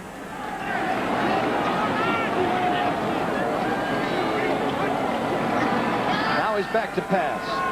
Has plenty of time to throw, and he does throw, and it's deflected. Good defensive play made by Mikel Resnick, who stepped in and broke it up. Pass intended for Josh Hobbs. And that will bring up a 4th and 10 for Rutgers. That's something the Army coaching staff should be pleased with. Again, Rutgers gets a ball in good field position, but it's unable to do anything with it this time around. Army does a great job on defense on that series in coverage. Not a lot of pressure on the quarterback, but in coverage they do a great job. That was a nice play there by Resnick to break up the pass. Second punt of the night for the Scarlet Knights, and another flag goes up. A legal procedure, it looks like, against the Scarlet Knights, and this one won't hurt them much, really, because if they have to kick it 5 yards back. False start. Offense. 5-yard penalty. Still 4th down. It gives Mike Barr a little more room to work with. Gives him a little more room to work with, but also drives you crazy if you're a head coach, I think, in a lot of ways, because I think when you don't have a lot of success early in the season and you're able to get a little bit, you want to continue to work on that. You want to continue to pick up every chunk that you can along the way. Penalties, negative plays, that's the stuff you want to try to stay away from. Army rushing the punter. Barr gets it off on the right sideline. It bounces inside the 20. It's taken by Army and brought down immediately. That was Aris Como who picked it up, a 39-yard punt and a 5-yard return. Nate Colon made the stop. He got a handful of jersey and was able to bring down Como after a short gain. The way the ball's been bouncing tonight, I'm not sure that was a wise decision by Como on that play. He's standing in the huddle there, breathing a sigh of relief probably, because that's one of those impulse things where you just grab the ball and go. With a lot of traffic there, that could have turned into a disaster situation for Army. The way things have gone for them in the first half, that's not what they need at this point in the game. Zach Dahman at quarterback, having very little success. He hands off. Chapman taken down. Will Burnett in on the tackle. Burnett's had a big first half for Rutgers as the Scarlet Knights lead it 17-0. Burnett's a guy who had to sit and watch from the sidelines last year after having reconstructive knee surgery and having a pretty good year the year before when he did get banged up. He's back this year for his last year, and Coach Shiano was saying in his press conference this week that here's a guy that has been in a lot of games where they've meant something. He's a guy that can bring a little bit of confidence to our younger defense. So far, so good for them tonight. So Dahmen with a single back behind him on the fake, steps into the pocket. Now he's looking and he has to throw it away because Rutgers had it sniffed out. It looked like a screenplay that was set up, but the offensive lineman got downfield somehow. Mike Crispino, Tim Pernetti with you at Rutgers Stadium. That's Todd Berry of Army. It's homecoming night for Rutgers. They've won 3 of their last 4 homecomings. They beat Navy last year on this particular night, and they lead Army 17-0 with 5:05 left in the half. Another 3rd down and long for Army. Haven't had a lot of success throwing the ball so far. They got 4 wide receivers in the game. A look, haven't seen a whole lot of tonight. Try to give Dahmen some more options down the field. Dahmen from a shotgun with nobody back. Here comes the rush. He's in some trouble. He throws underneath. A nice catch made, and up near a first down that time. Eris Como brought down by Brian Bender. Good second effort by Como, but I don't think it's going to be good enough for a first down. A great effort there by 42, Brian Bender for Rutgers. Comes clean on the blitz, but what I like about that play is Zach Dahmen on that play keeps a level head. He gets back there, he sees Bender coming at him, and untouched, he hangs in there, and he's able to read the blitz, drop the ball off, and essentially almost get the first down. You get it off to Como. He's a pretty versatile guy. Got a lot of strength in his lower body for a wide receiver. But Dahmen hangs in there. He knows he's going to take a big hit. He takes that big hit and is able to get the ball down the field. It's a good blitz read for what we've said all along. A plebe quarterback, a young guy who doesn't have a lot of game experience. First plebe quarterback to start a game for Army in 15 years. And Zach Dahmen has been taking his lumps in the first half.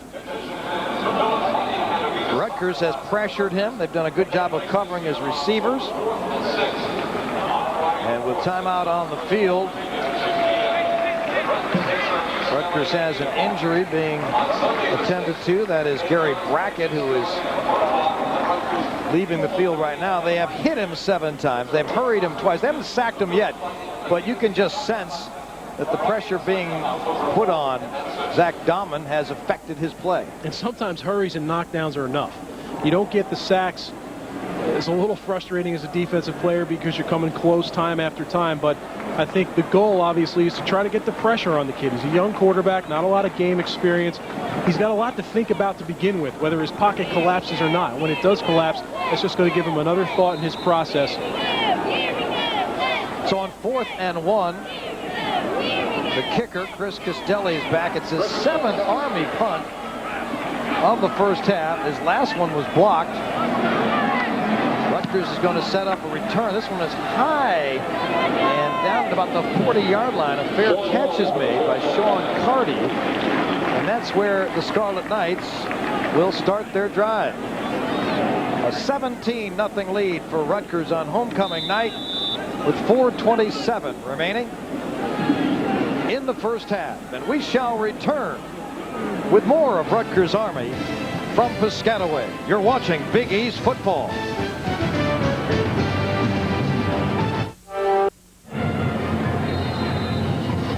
Mike Crispino, Tim Pernetti at Rutgers Stadium on a Saturday night. It's homecoming, and the Scarlet Knights are putting on a good show for the home folks.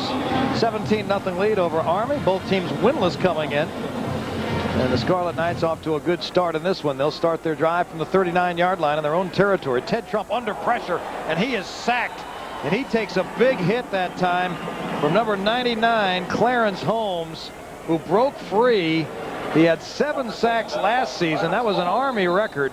He's Army's career sack leader, and he's added to that number. And Holmes gets off the ball pretty quickly. He talked about anticipating the snap. See him right to Cubit's left there. He moves down the line of scrimmage, and then he's able to just shoot the gap past number 77, Rich McManus. Ted Trump didn't even have a shot there to think about what he was doing and what was going to happen on that play before he got sacked. 4-year senior from Decatur, Georgia, Clarence Holmes. And now back with it, Markis Facyson for a short game, tackled by Mike Lennox, a senior. And back to the original line of scrimmage. And it's going to be 3rd and 10. Army did their homework this week talking about pressure on the quarterback. They're putting a lot of pressure on Ted Trump. you got to get young quarterbacks. I mean, he's not a young quarterback, but as far as game experience he is, another thought that you can put in his process on every play is going to make him a little bit antsy on his feet. 10 on the completion. Corey Barnes made the catch, but Barnes was just short of a first down. And now it'll be a decision for Greg Schiano with 3 minutes remaining in the first half on 4th and 2. Ted Trump quarterback pressure. He's been hit a bunch of times, 4 times, and while Rutgers is not getting the sacks, Army is getting the sacks. They're getting in there. 3 sacks. The last one was a pretty big hit by Clarence Holmes, the defensive captain for Army. And again, I think the Rutgers offense now is slowing down. The Army defense is starting to pick up their offense a little bit. They're going to try to get the ball back in the offense's hands, try to give them a chance to make some plays. Snap was fumbled by Barr, but he did get the kickoff, and it turns out to be a good one. Inside the 10 to the 6-yard line. How about that from Mike Barr, who did that 19 times last year, got the ball inside the 20. This time he got it inside the 10. Coach Schiano goes up to him and says, nice screw up there almost. He bobbles the snap. He's able to pick it up, keep his head, and almost just line drive, pooch kick it down the field. He gets a great roll, which I think was the best part. Barr was second in the Big East last year, I think, in punting, and is averaging almost 40 yards this year. Struggled a little bit last week, but he's a guy a lot of NFL prospects like. He's a big, strong guy back there, Mike. He's got a great leg. So Army pinned down deep in their own territory. 2:27 to go in the first half. Zach Dahman with the ball. A handoff inside, and Josh Holden cuts it back. Plenty of room to roam, and up near the 20-yard line for a first down. Josh Holden, tackled by Brian Bender, Jeremy Campbell. And the only guy that got in Josh Holden's way on that play was number 82, the tight end, Doug Orey. You're going to see the hole open up from behind. Holden takes a nice cut back there, runs by Davon Clark, and you see his tight end ahead of him. He's the only guy that he ran into on that play before Rutgers defense surrounded him and got a hand on him. So Army with 2:02 left in the first half. Man in motion, Aris Como, and the handoff to Holden, sweeping right, and Holden runs out of bounds after a gain of about 4 yards to stop the clock. Nate Jones was over there, the cornerback, to make the play. Holden's a great runner, north and south, tackle to tackle. I'm not sure what kind of speed he's got to the outside. He bounced a big touchdown run last week against Holy Cross to the outside, but again, Coach Berry said a little bit of this when he talked about, shortly after the quote where he said it was the worst loss he'd ever been around. He said, we got to do a better job coaching our backs to stay north and south, not to bounce it outside so soon where they don't see anything opening up the middle. Out of the shotgun, Zach Dahman back, and here comes the rush. He throws it out in the flat. It's Holden. Lots of room to run. He cuts past the 30-yard line up near the 40. He does not get out of bounds. Brandon Hall made the stop, but a gain of 20 yards that time by Josh Holden, who had been benched by Todd Berry after fumbling 3 times last week. Dahman does a nice job, and young guy showed a lot of poise under pressure. He knows, again, Brian Bender's coming at him. He avoids it. He's able to drop the ball off, takes a hit after the play by Sean Seabrooks, who rolls up on him, but Holden takes the ball in the flat, and if they're able to keep Dahman relaxed back there and know that he's going to get hit and he's able to drop the ball off, Rutgers is sending a lot of guys. There's going to be opportunities for them, Army that is, to make plays in the open field. In motion, Lamar Mason. They throw out to the right flat. What a good tackle made. The catch was made by Chris Pestle, and the tackle by Dwayne Thompson. So a short gain, and now Army's going to have to call timeout. 1:04 left. They got the ball at the 42.5-yard line, 2nd and 5. You gotta believe that Todd Berry would love to get some kind of points on the board here before halftime. And I think that's the reason for the timeout, Mike. A couple timeouts left still, and they know that this is probably the most success that they've had offensively tonight in moving the football, and they've done it in different ways. They've run the ball in the first couple plays, and then they've been able to spread the ball out. Dahman's been doing a nice job picking up the blitz. His numbers in the first quarter were pretty bad.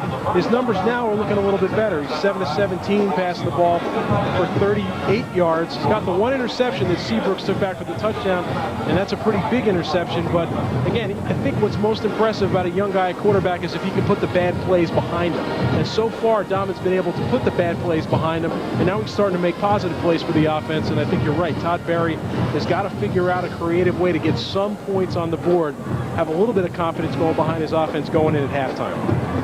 Dahman had a very poor start to this game, starting as a freshman. He went 0 for 7 before his first completion, so 7 of 10, Tim, since that bad start. You gotta give the kid credit for standing in there with his team down by 17 and trying to make some positive things happen.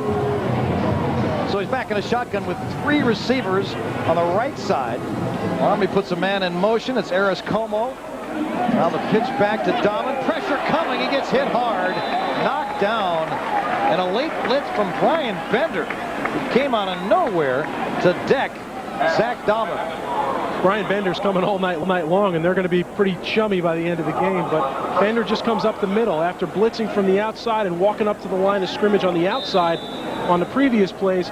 He changes it up a little bit. He comes up the middle, and he's able to get to Dahman before he has a chance to pick up the blitz and make a throw down the field. A play we haven't seen. We've seen a lot of pressure on Dahman, but Rutgers hasn't gotten to him like that in the last couple series. 3rd and 6. Dahman under pressure again. Can he get away? He rolls to the right. Down the sideline. He can't get the first down.